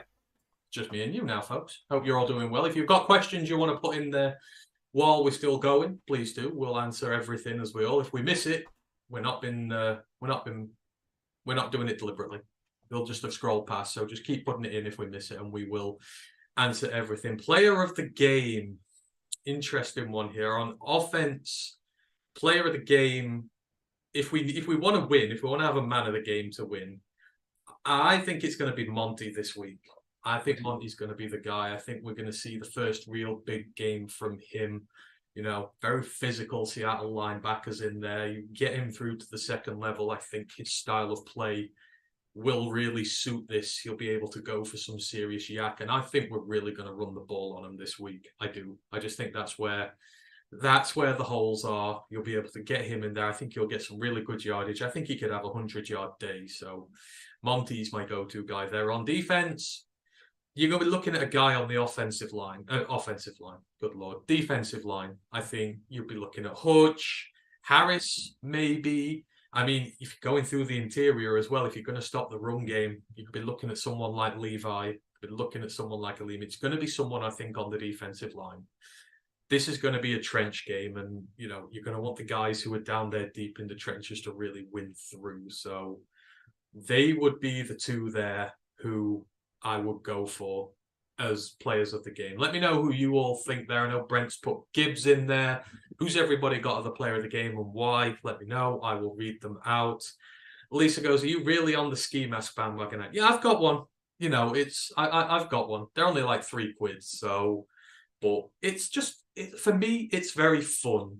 You know, we've had the memes of the paper bags and the sad faces and everything for years with this franchise. It's just been depressing, and it's like, it's a reminder of our past where we're at. This, with the ski masks, it's just fun. You know, a new thing, you know, CJ is talking his talk, he's walking the walk, you get to go together, do this. It's just a little bit of fun. As you guys all know, I like having fun on here. I will dress up occasionally, I'll get the lights on, whatever. For me, I just love having a great football team, and I love the energy that's around the team now. So I'm going to get involved with it. I think it's a lot of fun for me. Brent, a quid, it's £1. So, you know, it'd be your slang for $1, but it's our slang for £1. A quid is. So don't know where that's come from. I don't know if any of us said quid, but yeah, that is what a quid is. Hutch 2.5 sacks bucket from Michael. I can see that, but the trouble is when you've not got both tackles in, I think there's going to be a system here where you've got to run the ball on the ground and hope you can run it and not put Gino in positions to pass it. But when they are going to pass it, I think you're going to see a lot of screens coming straight out of the hands. I think you're going to see a lot of quick slants to JSN, who did a lot of that at Ohio State when he was needed to bail his quarterback out. They've got the personnel to run some very quick plays so that our edges can't get at him. So I don't know if our sack total is going to be very big in this one, because I think they're deliberately they're not going to let him sit and drop back and leave him there as an open target, because he could be injured within a quarter if they do that. Remember the Pittsburgh offense in the last few years of Ben Roethlisberger? I think 2.2 seconds, 2.3 seconds it took for him to get the ball out of his hands, just because he couldn't move, and if he got hit, he got injured.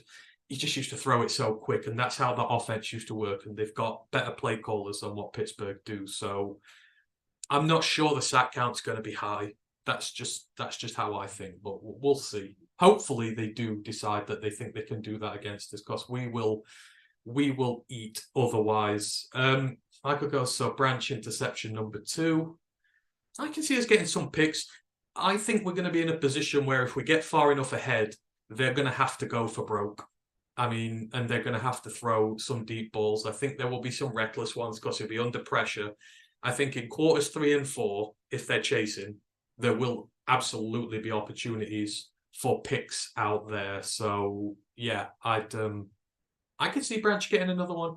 I can see any one of the guys there getting one in fairness, but certainly the safeties, because I think they'll bomb it deep and they'll bomb it long. I hope Jerry gets one. I don't know why, but it does feel like Jerry's had one forever and a day. So I would like him to do that. Ken goes, what's the equivalent of the quid for the euro? I don't actually know. I don't know what the slang term for a euro is, weirdly enough.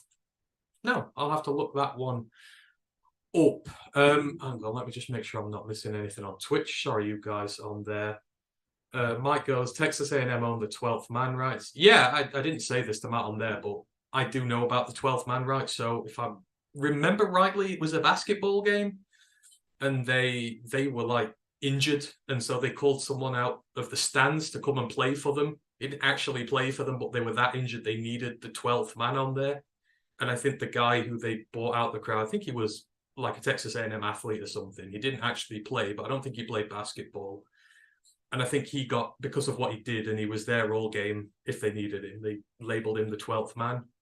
I think we did that when we did, because we do all the previews and that for the college pod. And I think I've not done the SEC before, but I have notes about A&M. So I did actually know about that. I think, or I might just have read something wrong, but I'm pretty sure it started with basketball. Let me just check. Yeah, game is not going to be a shootout there. No. Question: do you think AG will do more man coverage to upset Gmo's timing? Nah, he'll stick with zone. I think they're trying to move away from that. It depends. I mean, I don't like, you know me, I hate using zone coverage. I just do, because there's too many times when the receivers are sat there in acres of space. But if he's not got the time to pass it, it may not be an issue, but I don't know. I would expect him to stay with his own stuff rather than go back to man. It seems to be how he likes to work more. I guess it depends whether Mosley's fit, but I doubt he will be for that. Boulder Dash. I'm glad I've got you using Boulder Dash Grandizer. It's one of my favorite words over here. I'm trying to get Luke to use it, but we'll in time. He uses rubbish now, but I'm going to try and get him to use that. Carlton goes, it's got to be Hutch against those tackles with Houston chipping in. You know what? It could be Houston in this game. If they are going to try getting the ball out the hands really quickly to try and stop our pass rush, you need someone who can get to the passer really quick. And if these are really rookie tackles or it's Peters, he's not going to be able to deal with James Houston. I love Hutch, but Houston has the raw athletic speed and the bend, that sharp bend. He can get to the passer quicker than anybody can. So I would actually use him a lot more in this game. I'd actually start with him and Hutch, to be fair, and just put it on straight away. Just really put pressure on Geno when he's trying to pass the ball, and Houston's great at that. You saw him against Patty Mahomes. He was able to get to him before he was able to go out scrambling. You know, those guys, if you facing weak offensive lines, Houston's the guy. So Houston might be the sack leader in this one if there's going to be one. That could be my hot take. One of. I think my one on the other show was we were going to force a ton of fumbles because they're going to try and run the ball a lot, but I don't know. We'll see with that one. Grandizer question, Devil's Advocate. What are the 3 keys for the Seahawks to win the games versus the Lions? First one is to get the ball out of Geno's hands quickly and run the ball well. You do that, you can nullify our D-line, which is going to be the ultimate thing here. If you can run the ball like you did against us last year, you can play a quick passing game to nullify the edges, take our D-line out of the equation. That's one, how you win. Number 2, you stop us running the ball, because then you are going to put us in situations where we've got to throw against Devon, you've got to throw against Quandre Diggs. Then you can start potentially getting turnovers. And obviously, the more you keep our offense off the field, you quieten the crowd down, you take them out of it. That's the second one. I think the third one is pray to God, really. Gotta maybe hope your special teams pull off something good, you know, punt us right back into our own end zone, be aggressive on returns, kicks, try and force turnovers that way. I think special teams is the way you'd have to go as them, but ours is really good. So those are the 3 keys for them. They've basically got to win the line of scrimmage somehow, or they've got to work their way around it. Those are the 3 keys for them. Oh, you're back, Matt. All good. I'm here. Have you shouted out Carlton for something? I have not as of yet. I was just gonna. No, it's fine. Something? Just to quickly shout him out, he says for wearing my favourite grey uni, here's a tip of $12.41 for you. Oh, so I missed that. many thanks. My No, apologies. it comes through on the tip jar, so I see it on Streamlabs. I'm never sure whether you guys see it on the alerts. Oh, I couldn't see that. Yeah, so no, all good. that So would be thanks, why. Carlton. You're the absolute best. Appreciate you. Sorry to interrupt. Where have we got to with questions? I was just going to go through TJ. So TJ asks you, think the culture that MCDC has built is going to clash with what CJ Gardner-Johnson is trying to create? No. It's interesting, but No. you've got to have a CJ in the building. Every team needs a CJ Gardner-Johnson. He's like Dion, Dion talks trash and says lots of outwardly things, but he backs it up. CJ talks trash and he backs it up, and you can't just have a locker room full of grafting, hardworking angels. You've got to have some egos in there, but most importantly, egos who are bought into the team, but they will still talk their trash and they will still go out there. You can see what CJ's done for this team. He's given them that competitive edge. He's given them that bite, which maybe they lacked before. And that's what you want your vets to do. You want your vets to talk the talk, back it up, and put everything out there for the team. Everybody follows him by example. And I think Campbell will love that, because Campbell leads by example. He doesn't expect anyone to do anything that he wouldn't do. Gardner Johnson is the same. If anything, perfect general on the field for him. I think they'd mesh perfectly.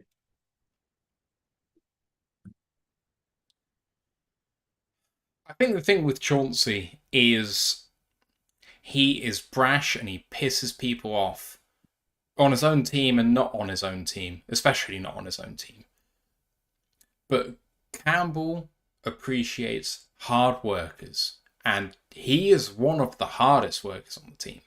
So if you're talking about culture, he's going to be one of the ones setting the culture. If you have a look at what he's saying after the game, saying this ain't the same Detroit, this is the sort of talking the talk that we haven't had. You know, we've had plenty of people last year walk the walk, but he does both. And you know what? I think this is the next evolution of this culture. We need more people like him, not less. He's going to be one of the ones to further it, because he doesn't do it by being arrogant and not backing it up. And like he says, if you're going to talk like him, you better play like him. And damn, he played well week one. And my God, has he been one of the best safeties in the league, or nickels in the league, since he entered it? He's only 26. Like, he's been fantastic. So I have to admit, when he was on the Saints and he got, clocked in the helmet by, was it a Vikings player or something? I was like, that's probably a really annoying guy to play against. Like, if you're getting punched... That was Bears. That was Bears. Jamal Williams, wasn't it? Yes, it was. You're right. I have to admit, in my head, I went, if you've annoyed someone to the point where they're going to punch you in a solid metal helmet, you must really have been a twat to them. To get into, under your skin. But, I mean, if you have a look at soccer teams of the past, they have that sort of player that just manages to piss you off and still be one of the better players on the team. Roy Keane is the one that always sticks out for me as just that twat of a player who you'd love to have on your team. And all the best teams have them. So, yeah, it absolutely fits in the culture. Yeah, I agree there. There was a really good question from Brian earlier. Let me find it. I've been trying to work out an answer for this. I'm still not there. He goes, Anthony, if one of our star players started to date a pop star, which player would it be and which pop star? I see Penne getting him some Ariana Grande. Ariana Grande? Oh, I don't know. Ariana Grande Latte, whatever. It's Grande Latte. It's just Ariana Grande. That is. It's a Grande. Where the hell's this question? I can't read it. It's in YouTube. It was earlier. There's quite a lot of. There was a few up there actually. Carlton asked us if Decker's out, will an 8th O-line be promoted from the practice squad? I saw that question, but we didn't answer it. Well, the answer is obviously yes. You have to have an 8th offensive lineman to have 48 active. So yeah, for sure. I mean, who's on there? Eze? Would it be Eze? No, Eze's not on there anymore. He's gone, hasn't he? No, the practice squad tackle is Connor Galvin. No, you would. Intriguing. And he played left tackle in pre-season and played quite well. Played left tackle at Baylor as well. And he was a fine left tackle. Yeah, I wouldn't even be surprised to see him elevated and play over Matt Nelson if the Lions coaching staff felt like I do, which I know they don't, and they like Matt Nelson. So it will be Matt Nelson, there's no doubt.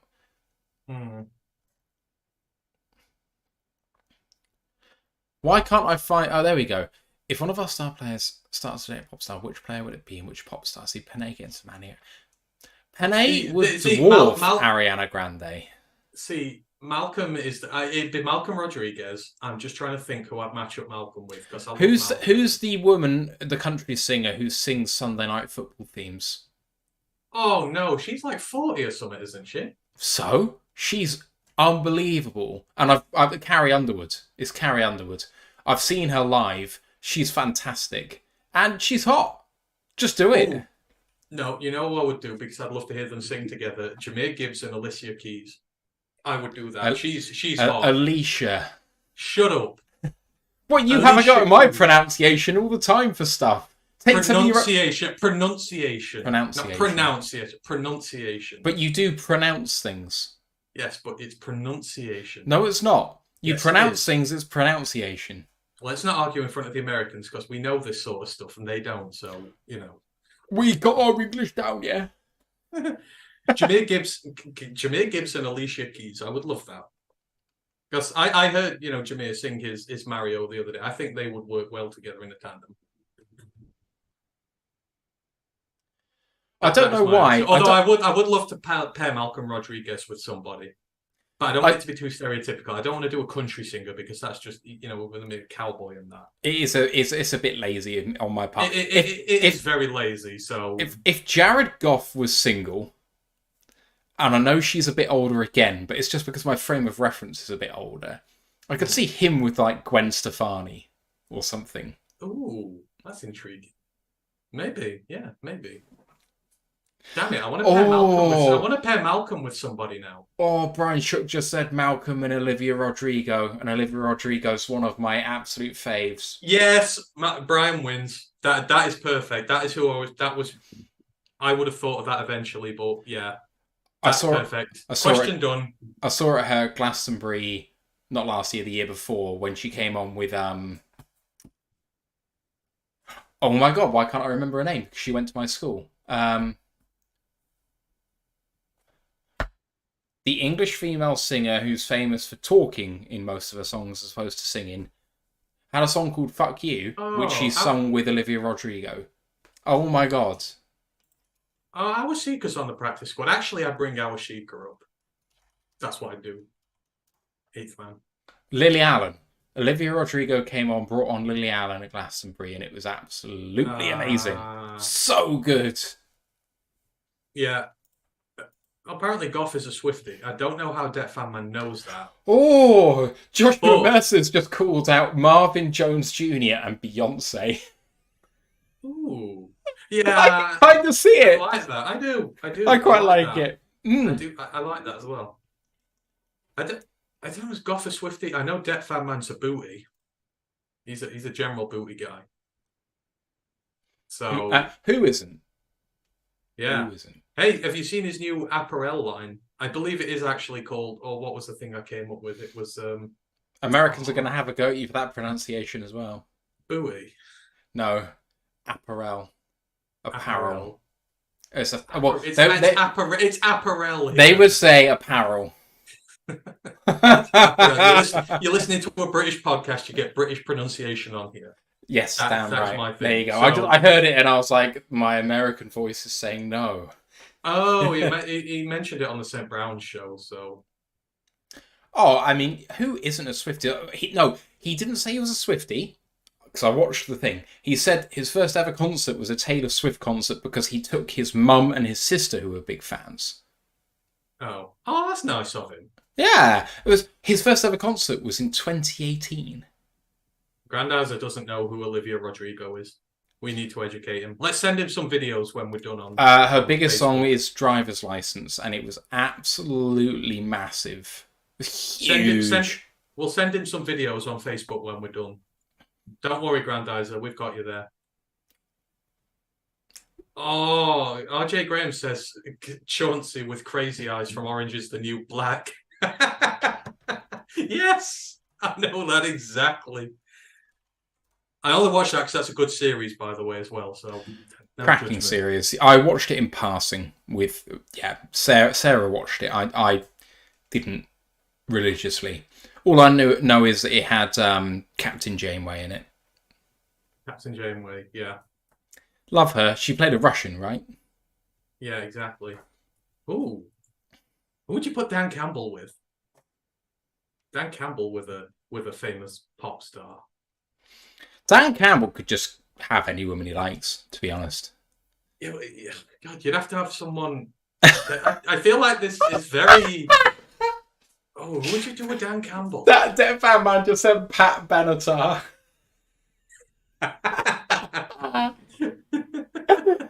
Oh, Mike Lucci says Megan Trainor and Sam Laporta, which I can definitely see. MCTC. This went off on a tangent. Yeah, but it's a great. Mike the Marine just said, "I love this." So, oh, Pat Benatar. Yeah, who would you? Oh, I want to say. I'm just trying to think. It need to be like. Are there any rock chicks? Because she's got to be a rock chick. oh yeah, Metalhead. Yeah, she's got to be metalhead rock chick. TJ said Dan Campbell and Cameron Diaz. And Cameron Diaz is not rock and roll. Sorry, she's not. Don't see that at all. Lena Ford. I'm thinking about like what about the chick from Nightwish or something like? That's probably not Campbell's thing. That's probably too metal, isn't it? So I'm thinking of who's the woman from Hailstorm? Yes, 100 times yes. What's her name? I don't know her name. It's lead vocalist Elizabeth Hale. That's it, because it's named after her.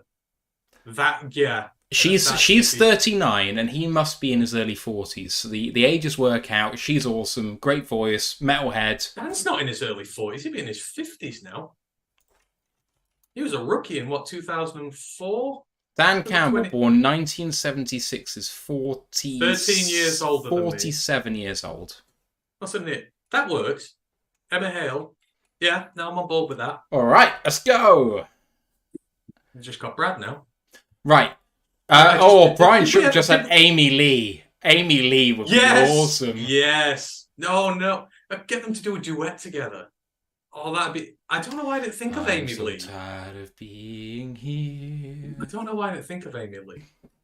Did we ever talk about Brad's video after the Chiefs game? I just getting more in love with him every day. You know, just like, a hand high-fiving everyone. He's just... And you see him in the locker room afterwards. I really hope Ryan stayed for it. I want a picture of that like look on his face when he's in the locker room, when he just looks like he wants to knock someone out. He's like it's the same thing he did when they drafted Jahmyr Gibbs. The same sort of celebration, but it just the fact that he can elbow Dan in the ribs and hurt him, it must take a lot to hurt Dan. And like he's just that full of energy, but that of him just high-fiving everyone in the crowd and then just flexing. I absolutely love him to death. I mean, if you're going to do him, you need a very strong personality for Brad. Like, very strong.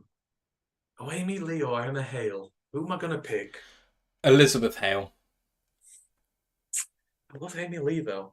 Can I keep Amy Lee for me? Can I keep Amy Lee for me? That'd be great. I'm all the way in. I'm all the way in on Amy Lee.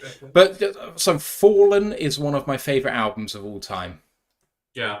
So every single song, there are no skips on that album. It is so good. That fan man's just said Xena Warrior Princess as well, who I was such a big fan of that show back in the day. You see Michael's comment about Eric Ebron. Amanda Bynes. Why do I know that name? She's the Nickelodeon star from when she was younger. Oh, yes. The Amanda Show. I guess so. I don't really know her. I don't know Ebron enough either. He likes people talking about himself and also mouths off to them at the same time. Should we talk a little Thursday night football? Oh, yeah, absolutely. I'll take any question. I love doing these little after things. I love it as well. We'll circle back to the people in the chat with probably going back to where we're at the moment because it's stimulating a lot of conversation. But let's talk. Sheryl Crow. I think so. Ken Stouder just said way too young, but Gwen Stefani has the strong personality. You say way too young. Gwen Stefani's like late 40s. She's basically the same age as Dan Campbell. That, because when I was a kid, No Doubt was a thing. And she was uber young then, but that was when I was like 10 or whatever. That's 20 years ago. Gwen And she would have been in a Stefani. young Gwen 20s then. Stefani is 6 years older than Dan Campbell. She's 53. Oh my God, really? That's what She must have Wikipedia been- says. She must have been old in No Doubt then. Mind you, they go back quite far, don't they? Yeah, haven't been kids, but I think were they've together been a long together. time. I think they've been together. It's like Green Day. They're an 80s band, which always blows my mind that they were together in the 80s, because we just thought they were big when we were teenagers. So But they go all it's the way weird back to to the me 80s. which songs of theirs are big, because I was talking in the office about Green Day yesterday or the day before, and some of the young people in the office knew Wake Me Up When September Ends and Boulevard of Broken Dreams, but didn't know Basket Case. And it's like, okay, but that's their best song by far. Like, Basket Case is incredible. I'm not a big Green Day fan, but they have some absolutely banging singles. It's the same as Red Hot Chili Peppers for me. Some absolutely banging singles, but I don't like their back catalogue of like B-sides and stuff is not really for me. But Yeah. Gwen is someone who's just been around a long time. That No Doubt were early mid-90s band, I think, if I remember rightly. No, they were when I was about 10 or so. That's late 90s. I think you'll be surprised. No Doubt. Years active, 1986 to 2004 and 2008 to 2015. They took a hiatus. They've been around a long time, man. Oh Jesus, I'm getting old. Right, Yeah. let's move on to Thursday night football before I feel too old. Thursday night, gotta get down on Thursday night. On Prime Video, first Prime Video game of the season. Vikings at Philadelphia, and Philly got out of Dodge with a win, but really struggled last weekend against the Vikings team with high hopes, at least in Minnesota, but maybe not elsewhere around the league, including ourselves. Matchup Predictor has it at almost 65% to the Eagles, 35% to the Vikings. Hurts struggled, the running game struggled.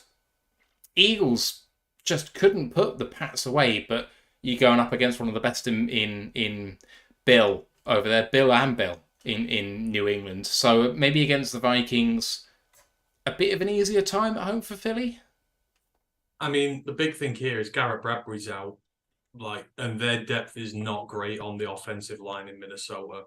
You know, outside of Darisaw and Neal, they're really good on the edges, but that interior is so vulnerable now. And without him in, you look at the Philly interior. Jordan Davis seems to be coming to life in there, and you've just got so much depth on that team. I think that's where it's going to come. I think you're going to struggle to run the ball unless you can somehow get it outside the tackles. For them, I think you're going to be in a lot of bother. And I think if you get third and long too much, Kirk ain't the most dynamic rusher in the book.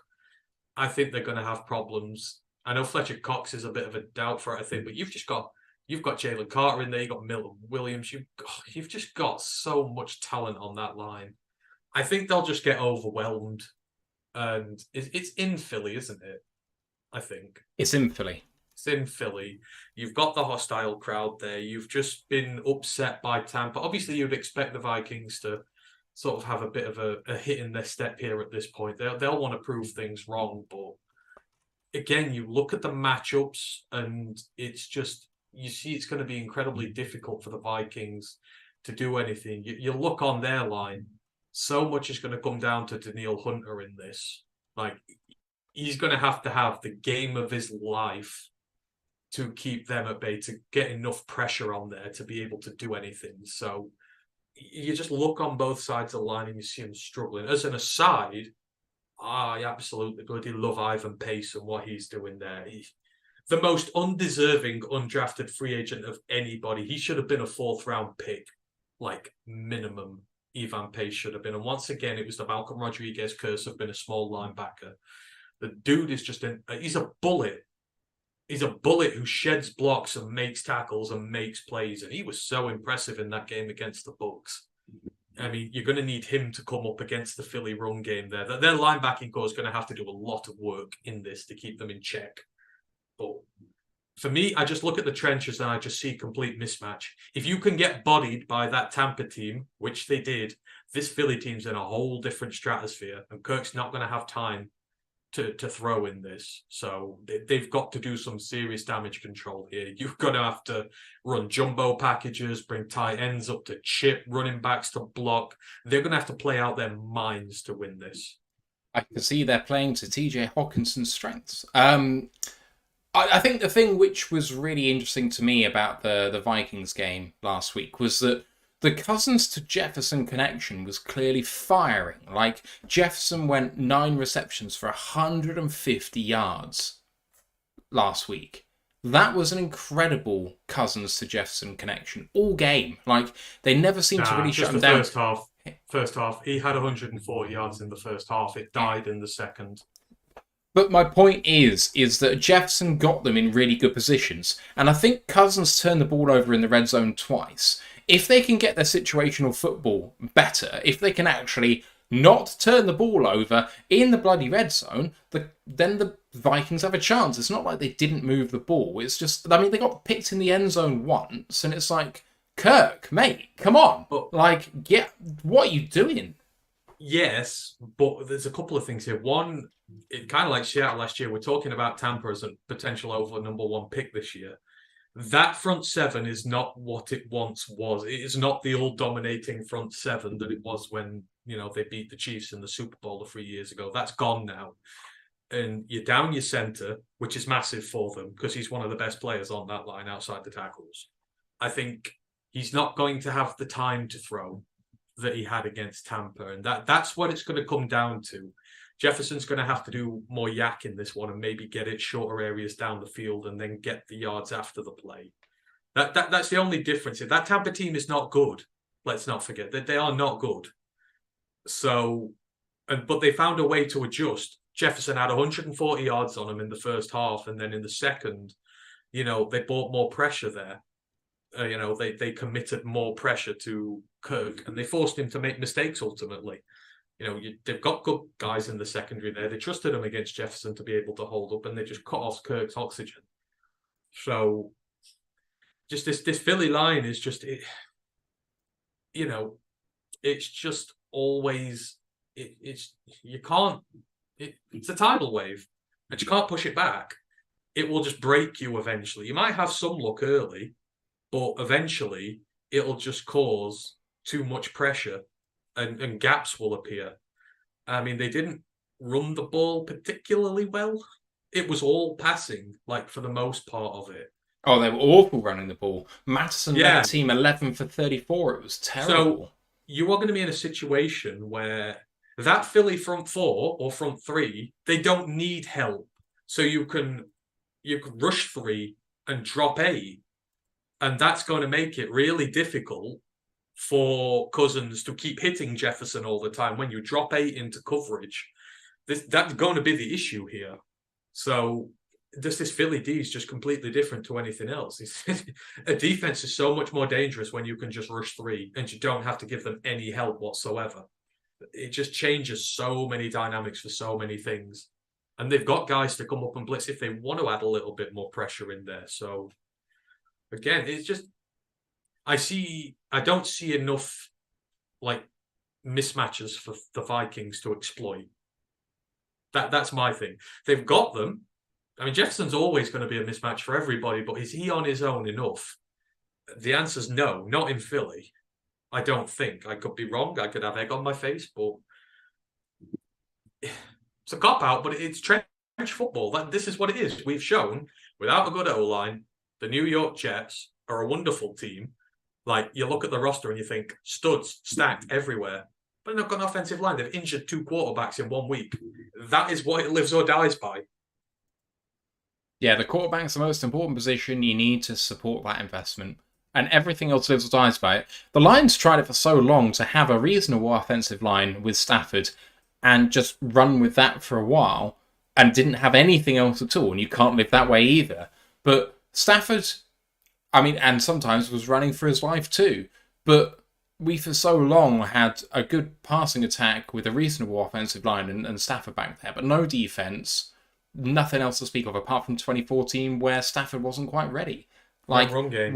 Yeah, so that we lacked in different aspects. But that is what the salary cap does to you, and it means that you need to draft well. At the end of the day, the successful teams draft well and don't fuck it up at the GM position when it comes to trades and free agency. And those are the successful teams.